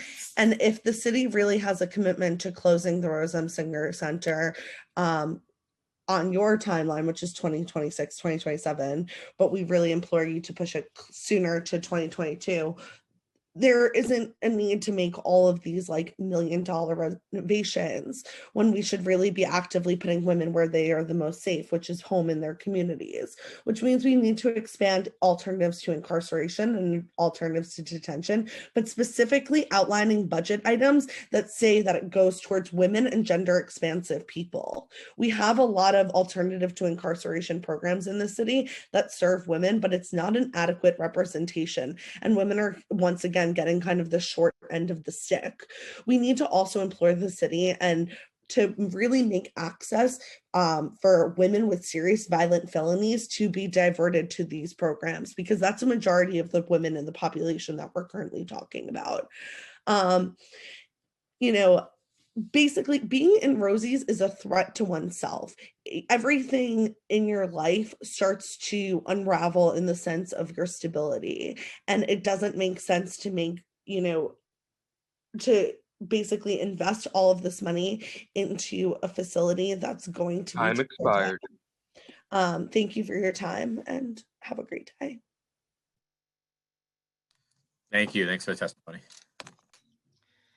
I would like to now welcome Condra Clark to testify, followed by Pilar de Jesus and then Minister Dr. Victoria Phillips. Time starts now. Hello, everyone, and thank you for having this hearing today. And Councilmember Powers, I'm definitely going to shoot you an email after, because I was actually illegally discharged from Rikers back in 2010. So just, listening to the testimony earlier today, this has been happening for quite a while. I think what I'm most frustrated about, right, I've been on this campaign since 2016. This has been an advocates movement to close Rikers Island. And there's 10 Nunez reports that show that the violence is increasing 200+%. There's a 2-to-1 staff to client ratio, and the mismanagement of the facility financially, I can't understand it. I can't understand why nonprofits budgets are cut in half and we're still required to do the same amount of work. We're not able to get paid for double and triple shifts. And we work 7 days a week, right? And we don't have a 2-to-1 to staff to client ratio. I also don't understand why our alternative to incarceration programs have been proven to have a 20% or less recidivism rate, Yet you continue to incarcerate people with violent charges on Rikers Island instead of putting them in alternative to incarceration programs that are ran by reentry organizations who work with the same population as the Department of Corrections and do not use of force, do not use solitary confinement, and use actual de-escalation methods and trauma-informed care. So I think just when we're looking at the numbers, I cried so hard when I heard that anyone was gonna come on this line and say that they needed more officers. That is insanity. And I just really wanna press it to the council members. Like, this is now on you. For the last 10 years that these Nycc reports have been coming out, the violence has continued to increase. Officers are not mental health providers. They are not educators. They are not there to provide therapeutic intervention. If you need more staff on Rikers Island, you need more of us. You need more formerly incarcerated people who have these, skill sets and can come in and do it. The last thing you need is correctional officers. All you are going to do is continue to incite this increase in violence. The correctional officers cannot manage this. And the fact that we would pay triple overtime and it's a 2-to-1 staff ratio, like, I'm just trying for nonprofits to get on board with that. Like, how can we get a 2-to-1 staff to client ratio and then get paid triple time? I would love to see some statistics. I actually want numbers. There's 1,200 people out sick a day. I was told you guys have unlimited sick time. What are these people out sick for? We've been open in person during COVID the entire time. And we have not had staff that have been out for 6 months, even the ones who have caught COVID. So, I want answers from you all. What is this money going to? Why is there a 2-to-1 staff to client ratio and we still have officers that are out sick? Out of those 1,200 officers, how many days have they called out sick in 2020? Do they have medical documentation? Because again, coming from a nonprofit worker who has been working in person this entire time, the disparity is just not fair. So I'm really hoping that we can get some answers from you all. Thanks, Kendra. I would like to now welcome Pilar de Jesus to testify, followed by Minister Dr. Victoria Phillips, then David Frudenthal. Time starts now. Hi, good afternoon, and forgive me, voice is a little harsh. My name is Pilar, and thank you, Council, for having this, and thank you, everyone who is here, but especially some people I see, some allies. I'm Pilar de Jesus. I'm a woman born and raised in East Harlem. I'm an aunt. I'm a fighter. I'm an advocate. I'm a leader in New York City. I'm a survivor of the outdated racist policies that exist in this country and in this city, and a survivor of Rikers Island and of, the very abusive enforcers of this city, in my experience. But I'm here to talk on behalf, because I'm also an advocacy coordinator with Take Root Justice. And I'm speaking on behalf of our committee that is called HAPPEN, which is Holistic Abolition of Prisons and Police Everywhere Now, which happens pretty much supports the work of movements and community-led campaigns to increase police accountability. We want to combat, all of this very abusive policies around, our communities and our people of color, and increasing our commitment and capacity around policing issues and community safety. And so we work with many folks who are here around different campaigns, including the Closing Rikers campaign, Abolishing ICE. We work with the COVID-19 Police Project, Defund NYPD, National Expungement Week. We're also part of the Start Smart Coalition and so many other things. But, I, like Ms. Clark just mentioned, I work at a nonprofit, and it is really hard to hear, we need more money, we need more money. And I'm hearing we're getting cuts. We're here figuring out how we're going to manage and support all the clients. I work in the tenant unit, and we all know that housing right now is really, a issue in this city. And so our attorneys, on top of all the other attorneys, all the work we're doing is the need is increased. And on top of that, we have to deal with our own mental health. So it's really, disheartening to hear about, overtime and all of this. And it is a lot of mismanagement of money. And this shouldn't even be a discussion, but here we are. And Another thing like I wanted to talk to when when they were talking about the recordings, and this is not really what I came to speak up, but listening about the recordings of the prisons that were happening. Why do we even work with systems that was even an option on a drop down? Why are we okaying the invasion of humans' privacy just because they're in prison, whether we put the drop down or not? I think that's a problem, and that says, again, goes to the very outdated racist policies that still exist in this country, regardless if we try to reform them. So asking for more money, in my opinion, is not good. But I also want to talk to the intro of 2210, where, it talks about the creation of an Office of Community Mental Health within the Department of Health and Mental Hygiene. I think that's a different hearing, and also we just have to cut you off there. Okay, but at the end of the day, that shouldn't be more money going towards agencies for the police. At the end of the day, it's for more enforcement. But if we want to stick to like more money for correction officers versus nonprofits, again, Mr. Powers, we use your office a lot for, the housing hotline, and, those numbers increase. And so when we hear, and we have immigration rights, we have workers' rights, and we all know a lot of folks have been, their rights as workers have been violated. So we are at capacity, and yet we can't hire because we can't, affords to, and we have been going forward with court hearings. We have been having meetings. We are still meeting, and again, to the violin where the. Okay, wait, I'm sorry. Our time is up, so I need to keep going just because we're on our clock is getting shorter here for the hearing. But thank you, and thank you for the work you're doing. We'll go to the next one. Thanks. I would like to now welcome Minister Dr. Victoria Phillips to testify, followed by David Freudenthal, and then Kelly Grace Price. Time starts now.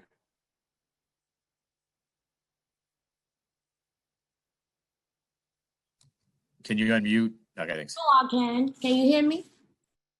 Peace and blessings, everyone. So usually this always happens. I type up something to say and then I listen to everything that's discussed. And so no, it doesn't happen like that. So peace and blessings. I'm Minister Dr. Victoria Phillips, a member of the Jails Action Coalition, Justice for Women Task Force, and many other coalitions to make a change in this city. A couple of things I just want to touch on that are really important is that I don't say this often depending on what context I'm speaking in. Many times I'll speak from an advocate standpoint, but I also work at the Mental Health Project Urban Justice Center, the ones who do the monitoring for Brad H. And I'm saying this for a reason today because I'm documented and registered in New York City as a clergy member, and I work at the Mental Health Project Urban Justice Center. Anytime I speak to an incarcerated individual, it's on my office phone given to me by the Urban Justice Center, known to DOC. I too have been recorded. They have no excuse to not know our number is from a legal servicing agency. So please hold them accountable for that. Another thing is around the COVID issue. People are still not getting PPE. I've testified on this at BOC hearings. People are only allowed a mask when they're leaving their unit. I brought this paperwork up at the last BOC hearing. I was given these by uniformed staff. These are actual count sheets from housing units showing that after Commissioner Brand told the Board of Corrections that she could not guarantee 50% social distancing in housing units, officers printed out housing unit count sheets for me. And so I was able to see, even 2 weeks after having a conversation with DOC, housing units at 48 with 50 beds.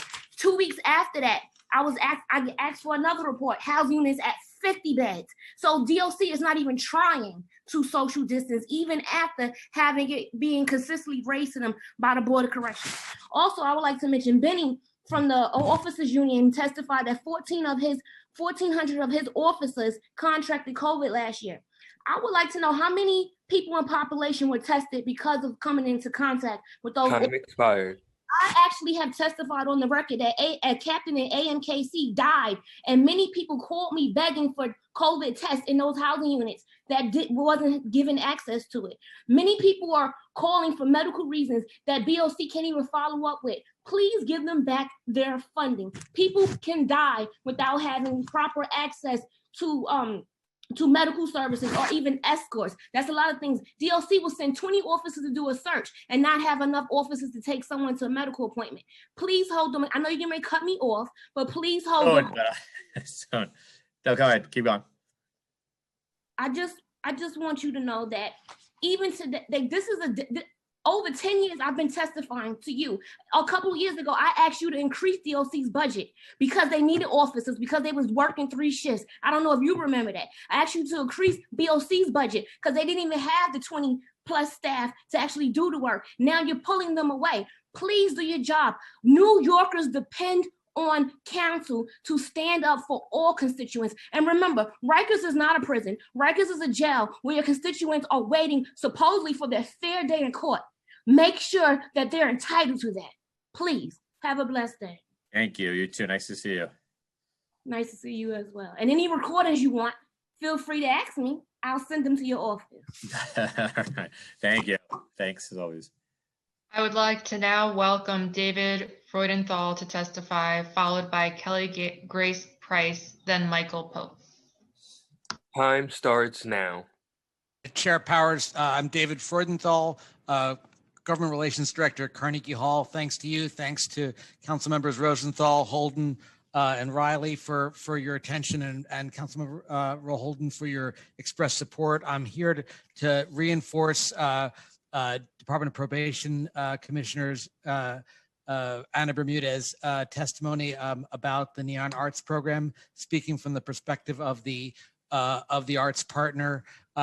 We want to thank the City Council for the partnership and support for the Neon Arts program, which in the past in FY21, which fostered again, as Commissioner Bermudez stated, enabled us to really to do an incredibly effective pivot to digital services over the past year, which significantly expanded the reach and breadth of the program, serving more than 800 individuals with live remote digital arts workshops via Zoom, which was an amazing demonstration of the need and interest of young New Yorkers around the program, around the city.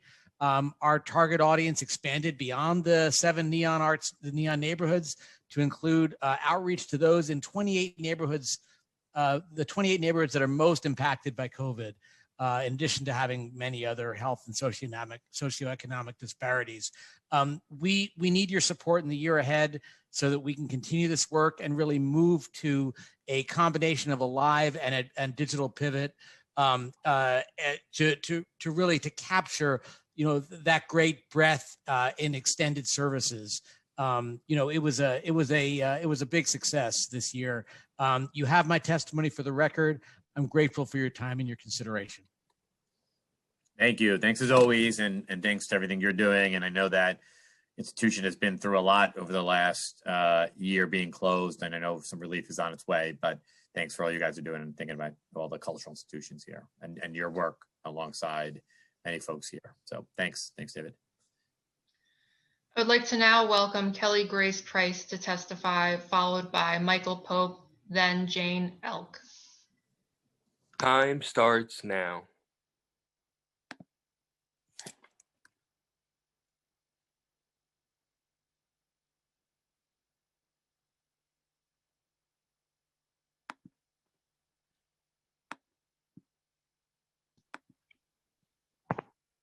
Hi, sorry, it's Kelly Grace Price from Close Rosie's. Thank you for allowing me to testify this afternoon. I wanted to first start off reemphasizing that Board of Correction funding is crucial. It sounds like there's some seeds of hope there. Please water them. I also would like to address something I always address in these budget hearings every year. We'd really like gender transparency in the DOC budget. We're not seeing funding for women and girls at all on parity with the percentage of the population that we represent. And we'd like some transparency. I say this every year and promises are made and we never get it. The next couple of things I'd like to talk about, of course, the phone calls. Chair Powers, I don't know if you know, but the Department of Corrections recording program is also run in conjunction with the DA's offices. It's called DA Info, INPHO, and it's much written about in reports published by, say, Court Innovation. I'm going to read you something from a Court Innovation report published in 2017 about the call recording program.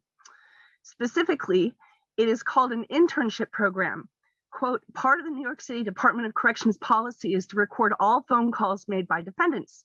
These calls are a vital resource for local district attorneys who use the intelligence to successfully prosecute criminal defendants. However, a single offender can amass a large volume of phone calls, which can overwork ADAs.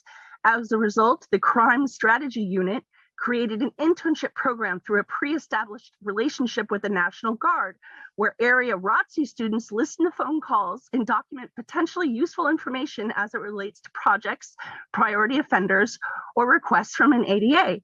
In the early phase of CSU, these interns had top secret security clearances, were monitored by a National Guard member, and worked off-site. Since the fall of 2001, CSU restricted the internship program to resemble a college course. I'll submit this, of course, in my testimony, but I wanted to let you know that these programs are well documented. They're run in conjunction with the DA's offices. The DA's offices actually have a database of these calls. And there's absolutely no way that the DA's offices didn't know that this was going on. Please pay attention to my testimony. I'll provide the links and the relevant quotes. The last thing I want to say, Chair Powers, is please, I've been asking you since before you were city councilman, we need transparency with data reporting regarding sexual violence on Rikers. Your bill did not reap full transparency. Please, before the end of this term, let's reach an agreement that we'll find a way to get that. Thank you so much for letting me testify today, and I'll turn in my written comments. Great, thank you. Thanks so much. I would like to now welcome Michael Pope to testify, followed by Jane Elk, then David Long. Time starts now. Hi, everybody. Thank you, Chair Powers, committee members, and staff for the opportunity to provide this testimony and for the powerful comments already made so far. By way of quick introduction, my name is Mike Pope, and I'm the Executive Director here at Youth Represent, a New York City legal service nonprofit providing criminal and civil reentry legal representation to young people 24 and under. We assist them with everything from rap sheets to review to fighting employment discrimination on the basis of race and criminal justice, school suspensions, and many other legal needs. We feared that many young people that we serve would be some of the hardest hit by the COVID crisis, and frankly, that's exactly what we're seeing. Youth fighting economic hardship, stress of lockdown, difficulty of remote learning, severely disproportionate rates of infections and loss of life, and pressure to continue working in unsafe conditions. This is all made worse by high unemployment that has tightened the labor market, which is increasing the likelihood of discrimination against system-involved youth. With your support, however, I'm proud of the way that Youth Represent has showed up. We launched a legal hotline for community to quickly connect with legal reentry support. I shared the information in my written testimony. Please share it with your constituents. We want to make sure that folks are getting that information. And also specifically with the critical support from council through the Innovative Criminal Justice Programs Initiative. We've supported 181 young people and provided 51 virtual Know Your Rights workshops. This could not have been done without an incredible staff I work with, a group of young people who we serve that are funny and strong and passionate and ready to change the system, and as well as, of course, support from council. I came today with two hopes. One, that you consider renewing our essential funding, and two, that you seriously consider our increased funding request. I deeply understand the financial struggles we all face from government to nonprofit, but we asked for an additional $10,000 that will go directly into our emergency client fund. That money is just redistributed at 100% back into the community for emergency client needs. Some problems can be solved by policy, some by litigation, and some by getting cash in the hands of our clients. And so that's what we want to do with that money. Time expired. On that, I am done, and I appreciate everyone's time. Very good timing. Thanks. Nice to see you, and we'll certainly look for your funding request. Thanks so much. I also want to acknowledge that we've been joined by, I forgot to acknowledge from Councilmember Riley as well, who I know had a earlier hearing and has joined us in. So welcome to him as well. Thanks. I would like to now welcome Jane Elk to testify, followed by David Long and then Curtis Bell. Okay. Time starts now. Good afternoon, and thank you for this opportunity. My name is Jane Elke. My husband and I own and reside in a co-op apartment just a few blocks from the Brooklyn House of Detention. I became interested and involved in the Close Rikers campaign in 2016 through the First Presbyterian Church of Brooklyn. I have friends who are directly impacted, as well as some who work within the system. And I'm currently an active supporter of the freedom agenda of the Urban Justice Center, who you've been hearing from today. I'm here to ask you to please listen to and seriously consider the recommendations of organizations like the Freedom Agenda.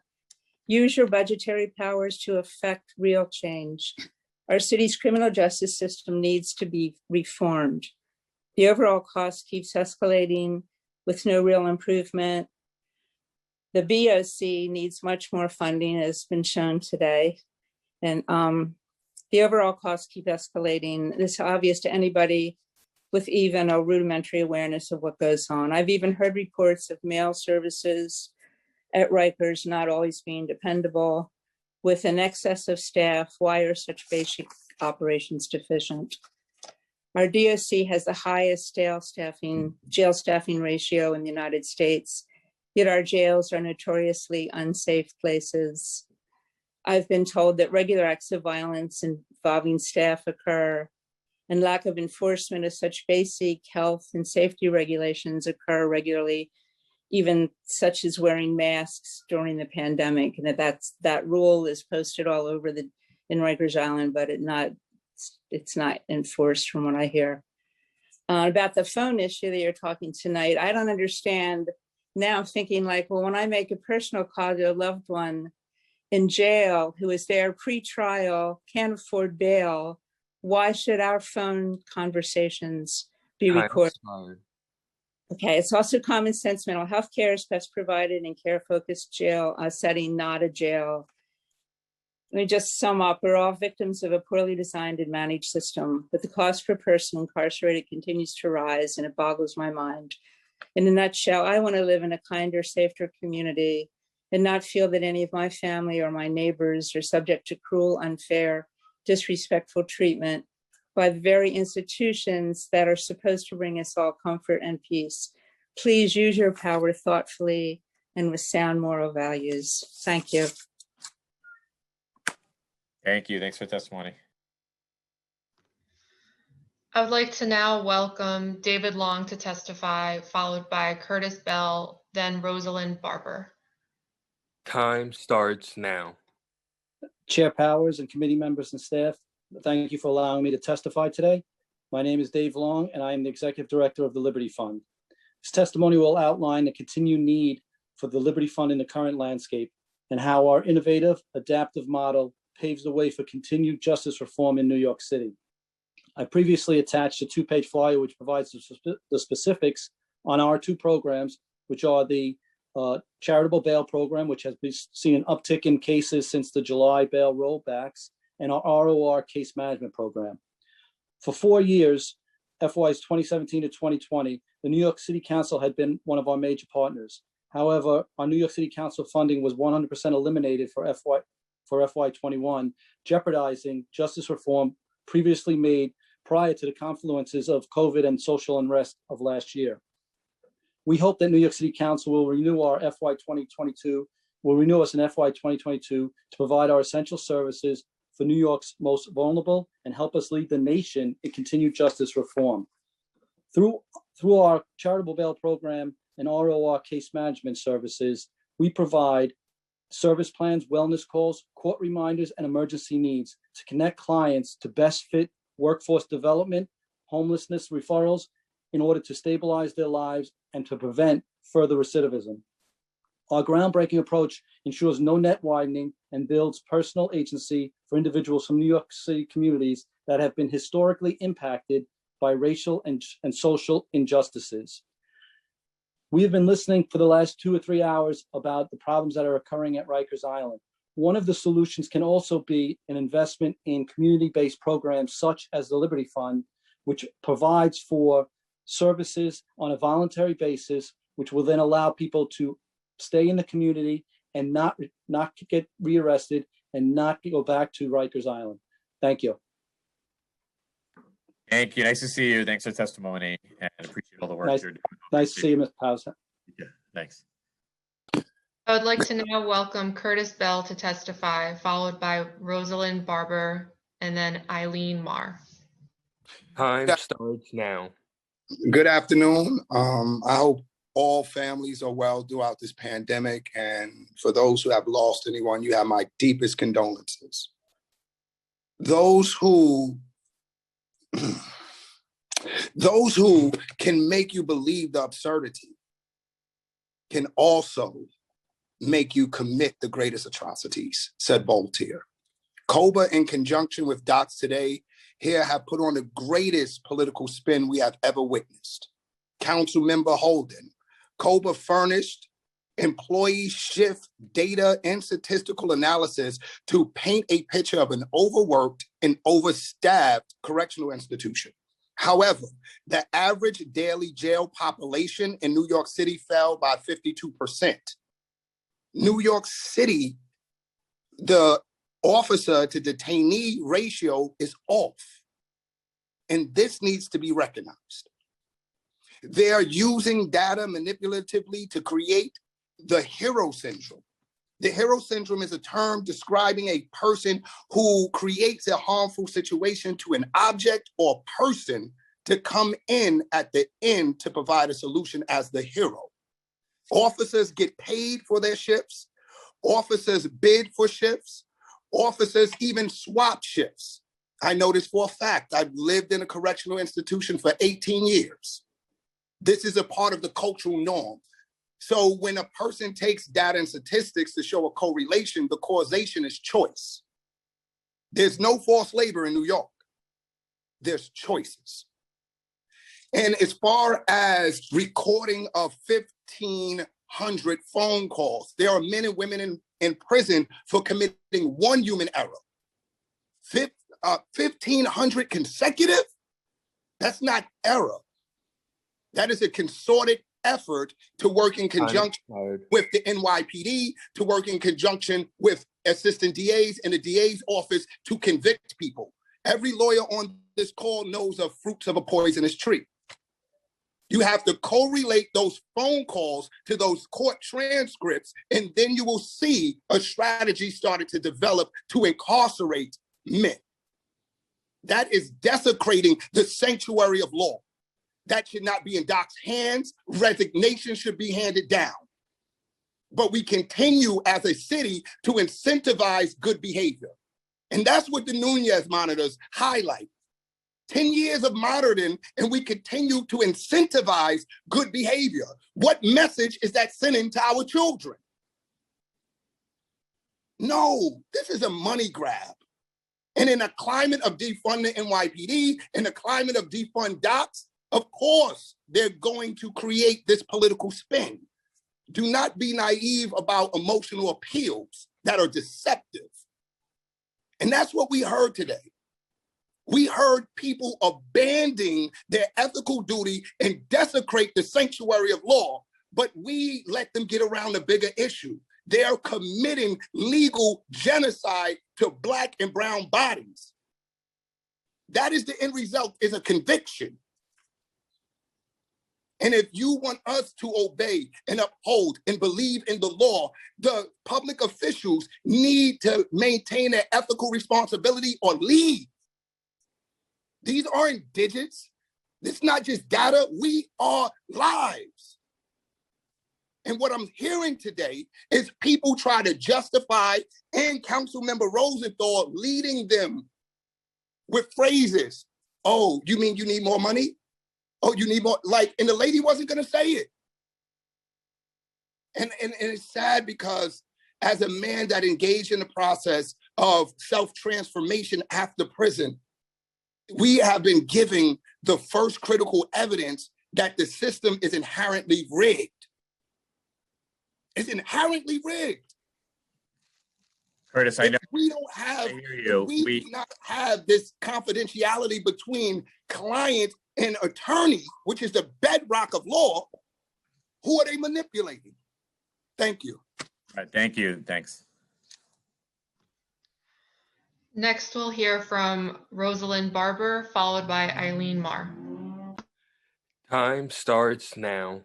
Good evening. I'm Rosalind Barber. I'm the Administrative Chief of Staff at the Public Theater.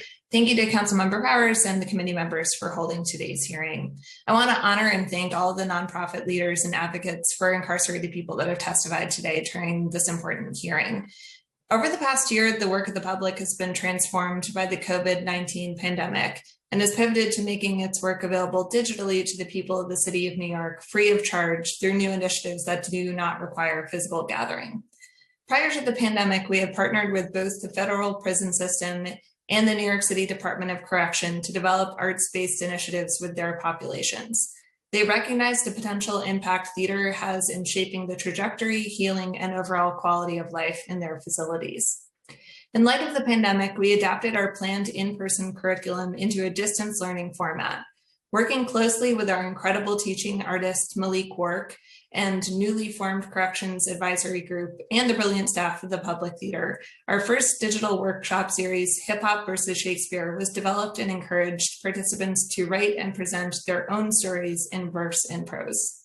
Within the first month of releasing the first video, over 700 people expressed interest in the program through the tablet system. We are proud to have found ways to make our programming available to all New Yorkers, especially incarcerated people, during this terrible time of isolation and hopelessness for everyone in New York City. Our hope is that this work will continue to heal individuals and communities throughout this pandemic and beyond. The public is also a proud member of the Cultural Institutions Group. Throughout the COVID-19 pandemic, CIGs have remained committed to supporting New Yorkers and serving civic allies in the city of New York. Collectively, we've spent about $2 million in order to ensure New Yorkers, including incarcerated people, were able to continue to access quality virtual programming. We ask that as you are considering this year's city budget, Time expired. the budget will be held harmless and maintained at FY21 levels so that we can continue to do this important work alongside all of you. Thank you. Thank you. We're very excited, of course, about the announcement last week about the Shakespeare coming back. I think I went Shakespeare in the Park. I think I went when the 12th night, when they had members of the Fortune Society there a few years ago, and then I actually was at the Fortune Society the next day and met one of them, coincidentally enough. So thank you for the work you're doing, and I know it's not an easy time for cultural and arts right now, but some hope is hopefully some hope is on the way here. Thank you so much. Yes, we're very proud to work with Fortune Society as well, and look forward to getting back to that work. Got it. We look forward to having you back. Thanks so much. I would like to now welcome Eileen Marr to testify. Time starts now. Good evening, everybody. My name is Eileen Marr. I'm a member of the Justice for Women Task Force, as well as a CRU leader at Vocal New York. I am also a formerly incarcerated survivor of domestic violence. Approximately 420 days of my initial incarceration were spent at Rosie's on Rikers Island. It is my understanding that over $107 million is included in this budget proposal that would be used to make physical improvements on Rosie's. However, the plan that the City Council voted on previously is to close Rikers. So I have to ask why. Detainee and city sentence population is down. That is why would DOC want to use, sorry about that, why would DOC want to use any money to fix Rosie's when the plan is to not be there much longer?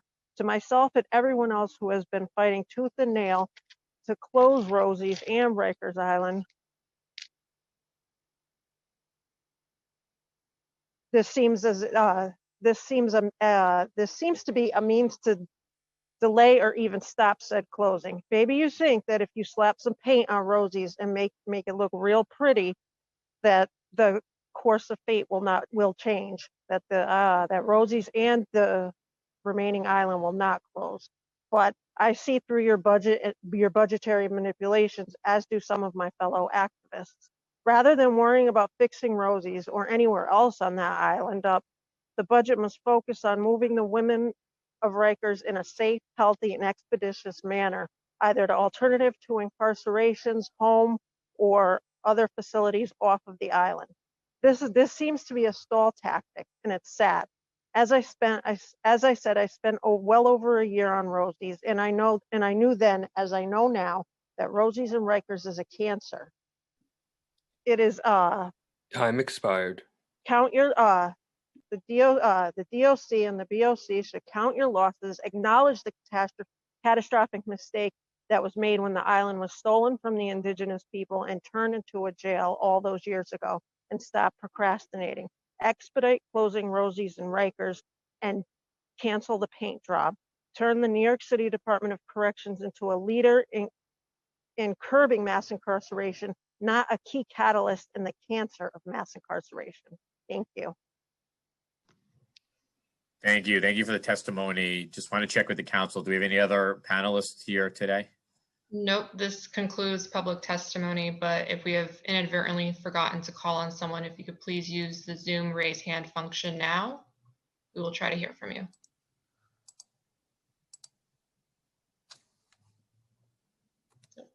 I will turn it over to Chair Powers to close the hearing.